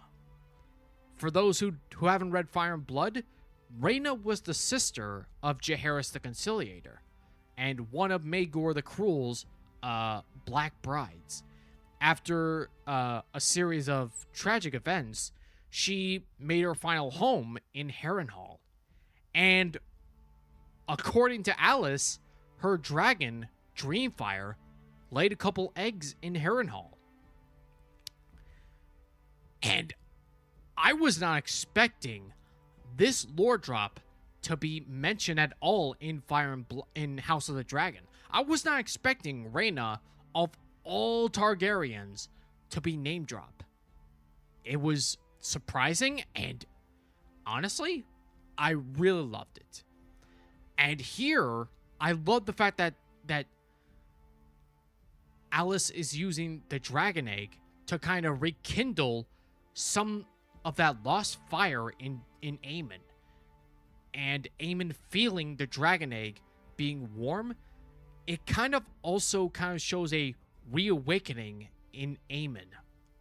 Like I said, with the confidence and all that, but it also kind of speaks to how dragon eggs were described in A Game of Thrones, that they were pulsing, that they were alive.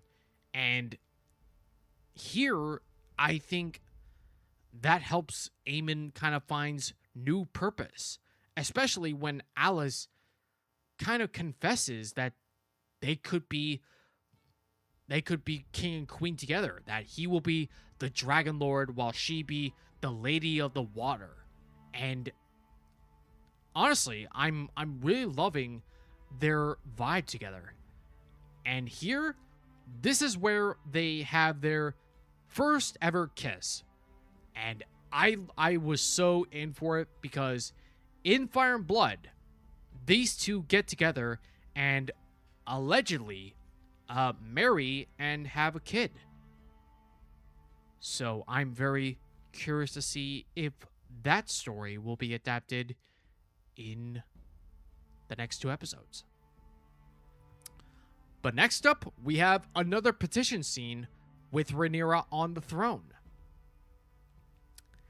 And I really like the fact that here, Rhaenyra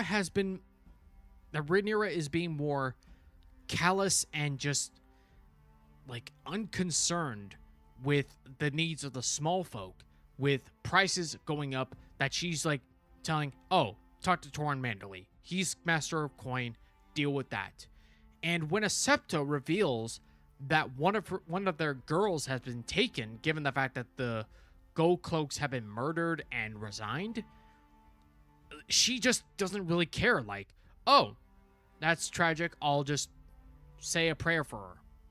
Like, that shows kind of how Rhaenyra is being transformed from this caring person to this callous and warmongering ruler. I'm liking the fact that she's being a bad ruler like Aegon, but in a different light, if that makes sense. But I like more is the fact that she finally cut herself on the throne. It mirrored so much to how Viserys got cut in the pilot episode of House of the Dragon. It really shows that Rhaenyra is mimicking her father.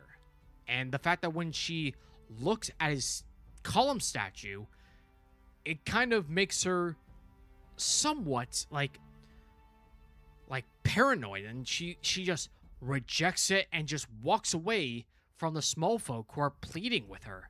It's showing how much of a dark turn she's going through right now. And I think this is the beginning of her disregarding Viserys' legacy in favor of a more violent and I wouldn't say cruel, but callous reign, if that makes sense. Oh, and next up, we have Daemon dressed up as a Gold Cloak, trying to lure one of the assassins who have been killing the city watch. And here he confronts the guy who Fantasy Haven thought was Perkin the Flea. And just stabbed in the ear, man. That was really, honestly, that was pretty brutal in my opinion. But I like the fact that this guy kind of reveals that, hey, we are nameless, we are legion, you may kill us, you may burn us, but we are never going to stop fighting until Daeron the Daring is on the throne. And I love the fact that Daeron's epithet is name dropped here.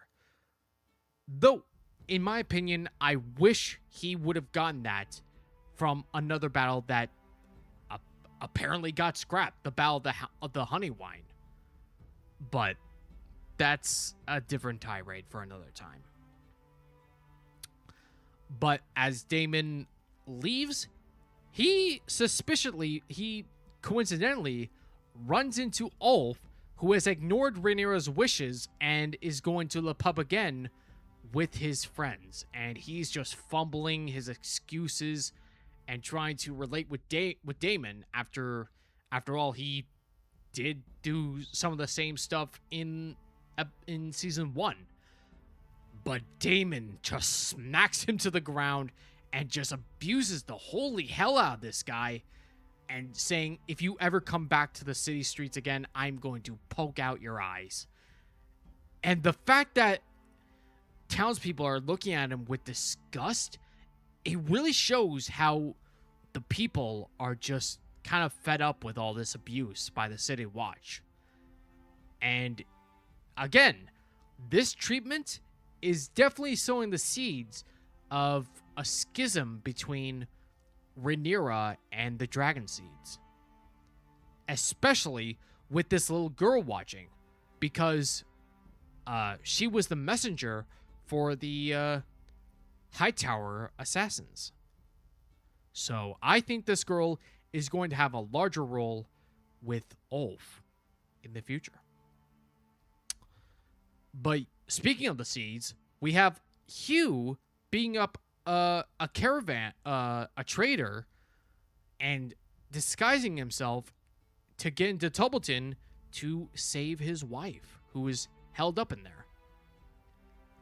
And I love the fact that Hugh is dressed up almost identical to Shrek.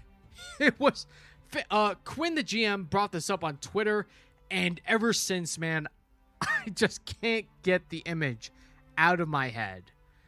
And it just, I just love it. Oh, and also, if you'll see here, we have the Baratheon men riding into Tumbleton. And like I said, these aren't the same messengers. These are Rhaenyra soldiers dressed up in the Baratheon garbs from the messenger. And I love the fact that he addresses himself as Aryan Baratheon, someone that Gawain knows, and he knows that this is bullshit, that these are assassins, and he just springs into action and killing them all. Oh, before I even go into that, I got a little ahead of myself. And the fact that these imposters are wearing shit-covered shit all throughout their armor just to debilitate Ormond, given him his sensitive nose, it was so well done. Like you said, Daisy, psychological warfare. This is what this is. Psychological warfare. Rhaenyra is using Ormond's weakness as a way of assassinating them. And honestly, this could have worked if it wasn't for Gawain revealing the imposters. Because like I said, he knows Aryan Baratheon, and this guy isn't him. And it also kind of leans towards that Gawain is either gay or bi, which, again, I'm not judging. I just thought that was a very, very nice nod. But the fact that Ormond just pukes at the sight of blood and the excrement all throughout the Baratheon men, it just, he called Rhaenyra squeamish when he during his talk with Gawain, and he just puking up at the sight of blood. Who's squeamish now, Ormond? Oh, but this scene was kind of disgusting. I had to put my hand in the middle of it because it was, too disgusting. But next up, we have Hugh reuniting with his wife, Kat. And honestly, I found the whole exchange between them kind of a little forced and kind of too unrealistic. But after rewatching them a few times, I'm kind of vibing with Kat right now. The fact that she rants on to Hugh for leaving her just after their daughter died in the middle of season 2 to go claim a dragon, and he's just expecting her to just go with him willy-nilly. It's really realistic. You left me at a most vulnerable time to just go off and claim glory and a dragon and all that. I didn't want power or a title. I wanted my husband. And the fact that Hugh is just being so... I mean, I get where Hugh is coming from, but also, Kat brings up a good point that the fact that Hugh claimed a dragon wasn't for them. It was for himself, to chase glory. And yeah, the fact that Hugh tries to like roughly get her away to Tumbleton while ignoring his niece and sister-in-law, that's just... it's really showing a darker side of Hugh that I think we'll see in the future of season 3. What else? Am I forgetting anything else for the scene? I don't think so. But let's move on. We have Daeron training with a few squires while Ormond praises Gwaine for his actions in saving their lives. But yeah, I love the fact that Daeron is just taking on 2 squires effortlessly and just like just showing off. Like, he's just showing himself to be as good of a swordsman as Aemon is. And I'm kind of curious to see if we'll see Daeron in action. If not on Tessarion, then in the battle that is to come when the River Lords attack Tumbleton. But again, Gwaine asks Ormond what his plan is. And again, we don't see it. We get a segue to Alicent and Rhaenyra. And Rhaenyra learning that Helaena is a dragon dreamer like Daenerys. And Alicent begs Rhaenyra to be merciful, kind of lift their restrictions, while also revealing that she somewhat knows where Aemon is. He's at Harrenhal, and Vhagar's not with him. So I like that Rhaenyra kind of deduces that she can just send assassins and all that, but the fact that she sends Alicent, of all people, to assassinate Aemon, or at the very least lure him to be killed, I don't know. It's a little stupid to release your prize hostage to kill her own son. To kill... I don't know. It's just... Again, I don't understand where they're taking Alicent's arc. I get they want Rhaenyra to look spiteful. They want her to be crueler, but why Alicent? Why? Why? It makes no sense to me. Why would you release one of your prize hostages to go so that she can kill her own son?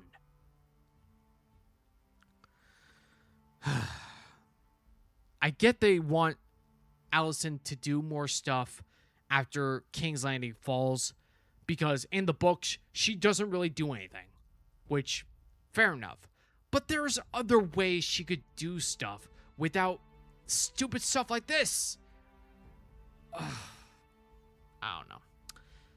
But I do like that Rhaenyra cruelly says to Alicent that she'll look after Helaena, which is kind of a veiled threat for Alicent, is that you better succeed for Helena's sake. And I like the fact that Adrian Redford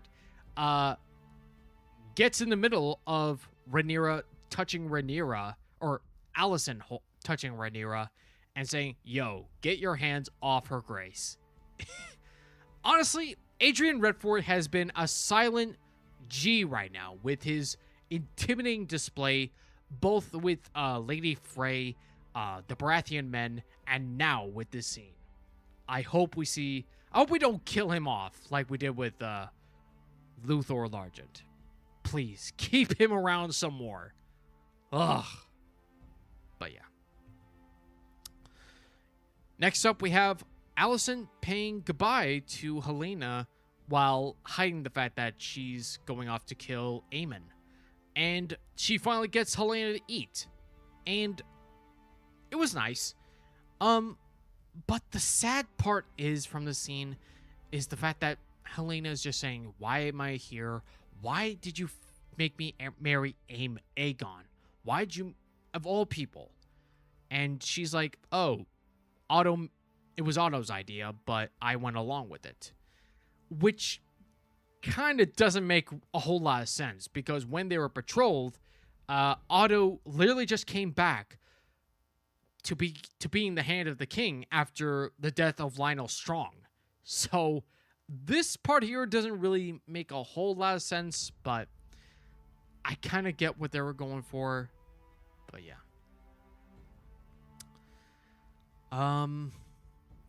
But yeah, the goodbye between Alicent and Helaena was very sad. I really did feel for both of them. Despite my objections with Alicent's arc throughout the show right now, Olivia Cooke has been doing an amazing job as Alicent, and I mean, her performance is honestly the best thing going for Alicent at this point. So even if her story is lackluster at best. But yeah, I did like the fact that Helaena is holding like a little toy horse, kind of musing over the baby that is to come, or maybe her lost boy, Jaehaerys. I think that kind of paves the way to her depression-like state, if that makes sense. So I'm very curious to see how they'll take Helena's pregnancy and her growing depression. I'm really curious to see how that will lead to her arc. But yeah.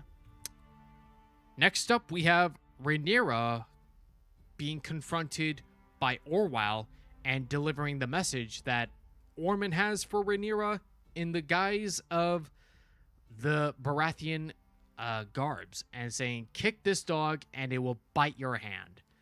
And it leads up to Corlys being kidnapped by Bull John Roxton. Okay. This is where I have a very big problem. This is like straight up teleporting from Tumbleton to somewhere in the Crownlands in one episode. How the hell did Bull John get this far into the Crownlands? I don't know. It's just so weird, man. Why are they doing this? Oh, what the heck? Oh, is my feed not? Oh, my feed's not being updated right now. I don't think it is. Hang on. Oh, it's saying top chat. Why is it doing like that? Oh, that's stupid. Oh, hey, Bilbo. Hope you're doing well, my friend. Yeah. I mean, I don't really mind how Helena's arc is going right now. I kind of want to see how they handled the depression with the baby and Jaehaerys and being just locked up, being denied Godswood time. So, I don't know. Yeah, also, Bilbo, how the hell did Bull John know where Corlys was? That's also a very good point. How the hell did they know where... Oh, that makes no sense, bro. Why? What? How the hell would they have spies in the Velaryon encampment to know where Corlys is at such a accurate place? I don't know. And also, when Corlys is being kidnapped, I've noticed a lot of people thinking that, oh, they killed Corlys. No, they didn't. They just gagged him and just took him. They didn't kill him. They just rendered him unconscious, while the rest of the men killed off the Velaryon soldiers. So yeah, I'm curious, why would they kidnap Corlys? I get they want to make a hostage, but they're already doing that with the people of Tumbleton. Why are they making another hostage when they have a plethora of them already? Are they using Corlys as a way of making sure that the Riverlords don't attack Tumbleton or something? I don't know. But yeah, this is episode 6, Faceless Man. Like I said, this was probably my least favorite episode in season 3, all in all. Again, not a bad episode, but it's definitely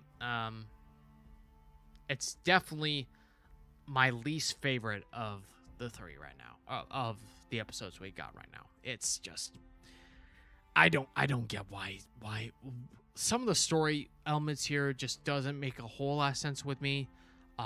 Again, I don't know why they didn't just move the Butcher's Ball to the end. That would have been more fitting. And honestly, Faceless Men, I mean, I think Butcher's Ball would have been a more appropriate title for this episode. I mean, I kind of get why they called it Faceless Men, because in the world of Ice and Fire, the Faceless Men are assassins. And there's been a whole lot of assassinations in this episode. First with the Baratheon men, and now, well, kind of with this segment, and also with the High Tower agents in King's Landing. But yeah. Okay, and that does it for the 2 episodes. Before we end things off, let's take a... Oh, hang on. Before we end things off, let's look at the stills we got from yesterday. These are the stills for tomorrow's episode, the penultimate episode of Season 3. And I just can't believe that Season 3 is almost over. Oh. And we only have one more season left until the show ends. I want more. I love the show. Even though I didn't like the last episode, I do generally like House of the Dragon whole and all. But yeah, let's move on. Here we see Daemon comforting Rhaenyra in her bedchambers. And I'm kind of curious to see why Rhaenyra needs comforting. Maybe something happened that she's like so distraught over. Maybe it's Corlys' abduction. Maybe it's the fact that she can't find it within herself to be with Joffrey. I don't know. Next up, we have Alicent reuniting with Aemon in Harrenhal, and it looks like Aemon doesn't look that happy to see Alicent right now, considering the fact that King's Landing fell to Rhaenyra. I would imagine Aemon kind of feels a little betrayed right now, and I'm curious to see how their interaction will be in Harrenhal, especially with Alice. I'm kind of curious to see if there's going to be a mom v mom action going on between Alice and Alicent. So, yeah. Next up, we have Aegon, Larys, and Tylan somewhere in the Crownlands. I'm assuming it's outside of Rook's Rest. Maybe they're seeing the Blacks retaking Rook's Rest and killing the remnants of Criston Cole's garrison. So I'm assuming this is going, because they all look relatively shocked. So that's what I'm leaning towards. I'm guessing this is going to lead to that very big moment that I mentioned earlier with the mutants reclaiming Rook's Rest and confronting something. But I will not go into detail into that. And here we have Ormond looking smug again, as always, with his large butcher's knife, I guess.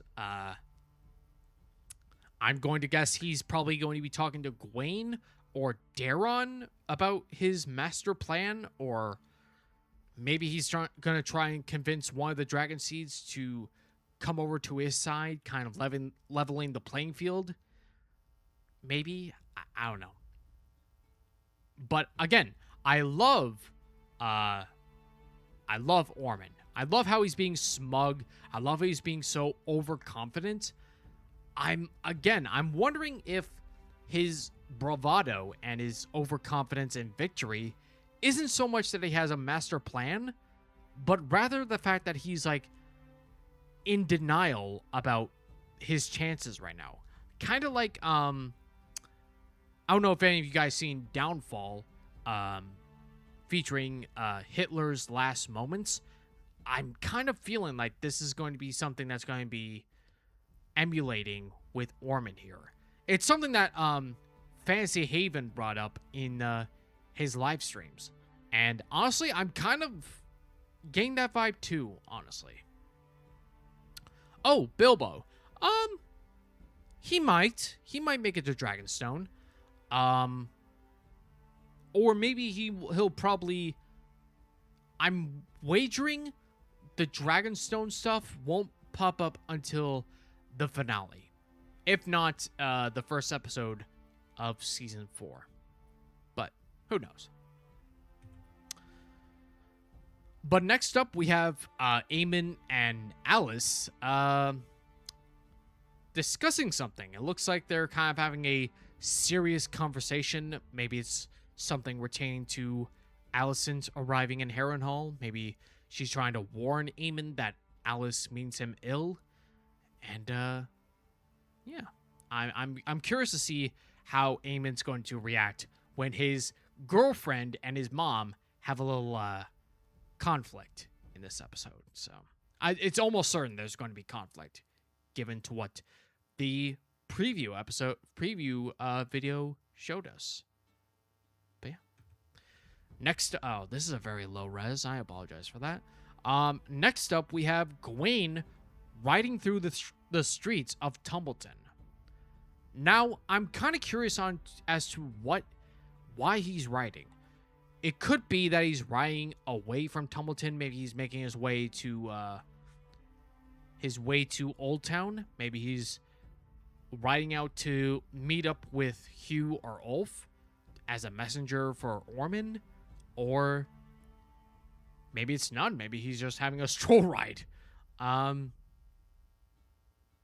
yeah, I'm kind of curious to see where Gwaine's story is going to be portrayed, because I honestly thought that Gwaine was going to die during the Butcher's Ball before episode 5 aired.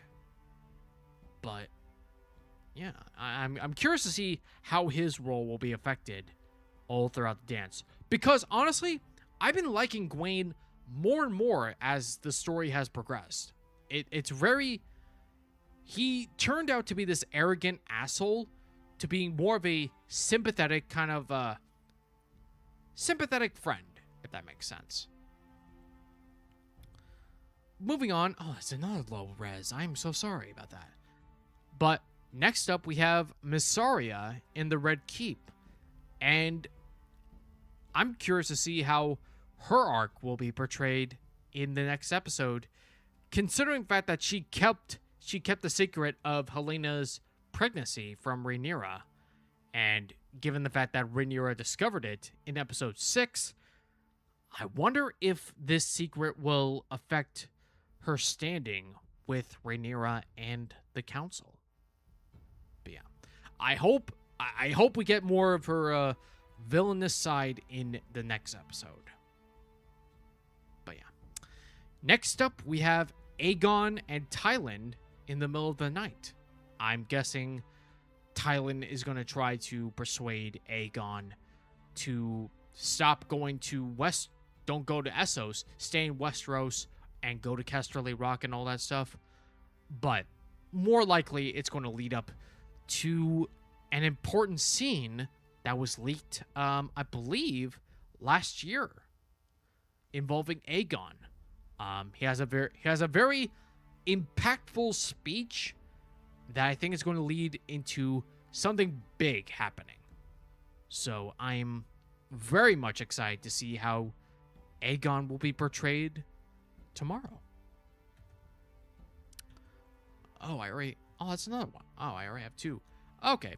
Next up, we have Daeron. Just looking great. I'm really liking how Daeron is being portrayed in House of the Dragon right now. I would have liked to see him in more Valyrian look in terms of his hair, but I'm kind of leaning towards liking the fact that he's inheriting his mother in the hairstyle. And I'm kind of curious to see how his arc will be portrayed. And I really want to see more of Tessarion. Give us more of Tessarion. We haven't seen her since, I believe, what was it? Episode 4? Ever since she's been absent. She's just been chilling out in the sept all chained up. Give us more Tessarion, goddammit. Please. I want to see more of their relationship. Please. Alright. And moving on, we have Jane Eyre. And she just looks great, man. I love Jane Eyre. I love how she's giving more attention in House of the Dragon in this season than she was in season 2. Because in season 2, she wasn't really shown all that much. She wasn't really utilized all that much in season 2. All she did was chilling out in the bedroom of the Eyrie, just being an overall bitch to Rhaena. I mean, she kind of is in season 3, but she has more stuff going on with her. So, but yeah, I love how House of the Dragon now this season is giving her more screen time because she deserves it. I love Jane Eyre in the books, and I'm loving how she's being portrayed now. Yeah, Bilbo, I want to keep Daeron alive longer, and if he dies, that will be very disappointing because there was a lot of buildup to Daeron in season 2, whereas he probably should have been introduced earlier, probably in the Princess and the Queen from season 1. But I digress. Alright, moving on, we have Alicent in Harrenhal, probably meeting Aemon for the first time, and yeah, that's all I'm saying. I already said my piece with Alicent, and I don't want to continue more. But yeah. Oh, we have Baela in what I assume is the Red Keep, probably confronting Rhaenyra about something about Vhagar or Sheepstealer. Because in the preview episode, they discover something strange in the Vale, and I'm going to assume they're going to reveal to Rhaenyra that, oh, Sheepstealer does indeed have a rider. Daemon lied to me. So, this is probably what we're going to see. Yeah. We have Aemon in casual clothes now. Yeah, it looks like he doesn't look like he's in his bedroom. It looks like he's traveling around the corridors of the Red Keep, probably seeing another weird vision, probably of either Aegon or maybe Daemon. Kind of a mirroring of how Daemon saw himself in Aemon's clothing in season 2. Something might happen like this in the next episode.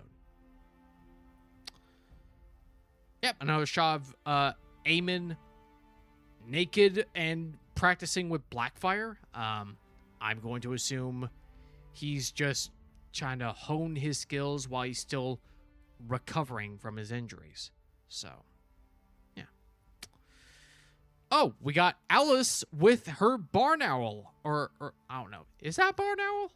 I don't know owl types, but yeah, she's back with her owls again. And yeah, it was very nice to see the owls making their return after, what was it? I think season 2, episode 6, I want to say. I'm very curious to see how the owls will portray Alice as the mysterious witch queen of Harrenhal. It looks like Alice is like concerned or paranoid somewhat here, and it appears that she's holding like a flask or some medicine like she gave to Daemon when they first met. Curious to see what's going on here. Yep, there's another shot of Alice wearing her purple gown, and yeah, it looks like it looks like she's either concerned or agitated, either by Aemon or more likely Alicent with her arrival, because I think Alice is probably going to try to keep Aemon under her thrall to enact her own vendettas, or maybe that Alice is genuinely concerned about Aemon and wants to protect him from Alicent, who is sent to get him killed. So I'm very curious to see how their conflict is going to be portrayed. Oh, next up we have Mysaria meeting up with Lady Sylvie in the throne room. I'm curious if this shows Mysaria receiving all the bad news from Sylvie that, oh, the people are starving, their voices are being ignored by our queen. Can you please talk to her to get her to listen to us? I'm guessing that's what's happening here. And I think this is going to be another crack in the relationship between her and Rhaenyra. So I'm very curious to see how Rhaenyra's cruel attitude is going to affect her popularity. Ooh, excuse me. I apologize for that. And here we have Rhaenyra finally confronting Helena in her bedroom. And I'm very curious to see how their interactions are going to be. Because judging by the preview, the next episode trailer, it shows that Helena doesn't really want to acknowledge Rhaenyra as her sister. But Rhaenyra is going to demand of her answers, concerning the fact that she's a dragon dreamer, that she knows now that she's a dragon dreamer. She's probably going to use her as something of a spoiler device. Like, do you know where Aemon is? Do you know where Aegon? Do you know what Ormond Hightower's plans are? I think she's going to try to use Helena as her own, like, information device, if that makes sense. Well, information broker. I think that's more appropriate. But yeah, I really want to see. I'm really curious to see how their interactions will be, because of all the Hightower children, this is the only one that Rhaenyra has ever interacted with. She's never interacted with Aemon or Aegon or Daeron. So it's going to be very fascinating to see this sister-to-sister dynamic. So, yeah. Oh, and also, before I even go further, the fact that Rhaenyra, in the preview trailer, it shows Rhaenyra being like cruel to Helena, saying, demanding answers and all that.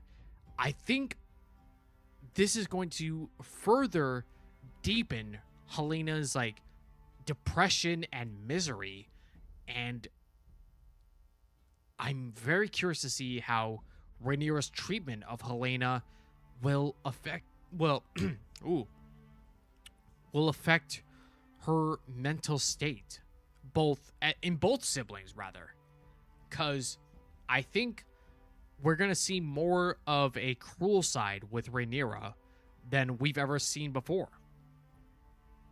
But yeah. Next up we have Rhaenyra in her great gown here. I love it. I love the militaristic vibe she's giving off with her gowns, because they're not like pampered princess queen vibes. This is a warrior queen that she's trying to emulate from. She's trying to emulate from Visenya and all that stuff, and just trying to be a strong and independent ruler. And judging by the white figure in the background here, if you don't know, you guys can see my cursor here, it looks like she's talking to Missaria. So I'm terribly curious to see what she has to say to her. I'm probably going to guess that she's probably going to relay all the grievances that Sylvie brought to her. But yeah. Oh, next up we have Rhaenyra in the small council, and she looks petrified. She looks so worried and shocked. I'm going to assume this is her learning of Corlys's abduction by the Hightowers. So this is probably going to add more layers to her paranoia and madness. So yeah, I'm very curious to see how this news will affect her council. It's definitely going to trouble Alan, beyond a doubt. And I'm going to assume that Daemon is probably going to say, once again, let's burn Tumbleton. So, yeah. Oh, we got next up another shot with Ormond, and this time with Darren. And I'm going to imagine the still we got earlier with Ormond is probably the same scene here. And it's probably going to be Ormond revealing his master plan with Daron, and probably Gwaine, maybe not. I mean, I hope we get some insight on what Ormond's plans are right now, because again, we have no idea what Ormond is up to right now. It could very well be that he's just in a state of denial that oh, I have the upper hand, Rhaenyra is done for, and stuff like that. But yeah. Okay, looks like here we got another shot with Alicent and Aemon, and Alicent looks very concerned and afraid of Aemon, and it looks like Aemon is either gonna confront Alicent about the fall of King's Landing and everything that's happened with their faction, or probably Alicent's probably saying, "What happened to you? Why are you like this?" It's probably going to lead to some very disturbing interactions between Alicent and Aemon. And while I don't like Alicent's arc right now, I'm terribly curious to see how this will affect her relationship with Aemon, despite the fact that she's trying to get him killed twice now. First with luring him to Harrenhal, and now going to Harrenhal to get him killed. But yeah. Okay, we got another shot with Daemon looking very, very Cerys right now. Yeah, I'm not entirely sure what's happening here. It's probably something related to Corlys's abduction, or maybe the truth about Rhaena is being the cracks of his lie to Rhaenyra about Sheepstealer's rider being cracked open right now, and I think this might be Daemon realizing, oh fuck, my lie is coming apart, and Or maybe he's just concerned about Corlys's abduction and he's like, oh man, I gotta go confront my wife. Or something. I don't know. He's definitely concerned here. So I'm very curious to see what he will do. And here, and I think this is the last shot, we have Rhaenyra all tearied up. And I'm curious to see what this is. I'm going to imagine this is probably Rhaenyra, like, again, being paranoid about Corlys and Ormond's plans and all that stuff. Or, like I said earlier, it could be Rhaenyra kind of struggling with connecting with Joffrey. Especially given the fact that she's still in mourning for Jace and Luke. So, yeah. And that brings us full circle. Thank you guys for watching. Thank you guys for interacting in the live chat. Yeah, I think that will conclude this live stream. But yeah, what do you guys think of the last 2 episodes? Let me know in the comments. Let me know what your hopes and fears of the next 2 episodes are. And yeah. Okay, guys, I will conclude this now. And hope you guys have a good rest of your weekend. And I hope to see you guys next time. But again, until then, this has been a channel of Ice and Fire. And I'll see you guys next time.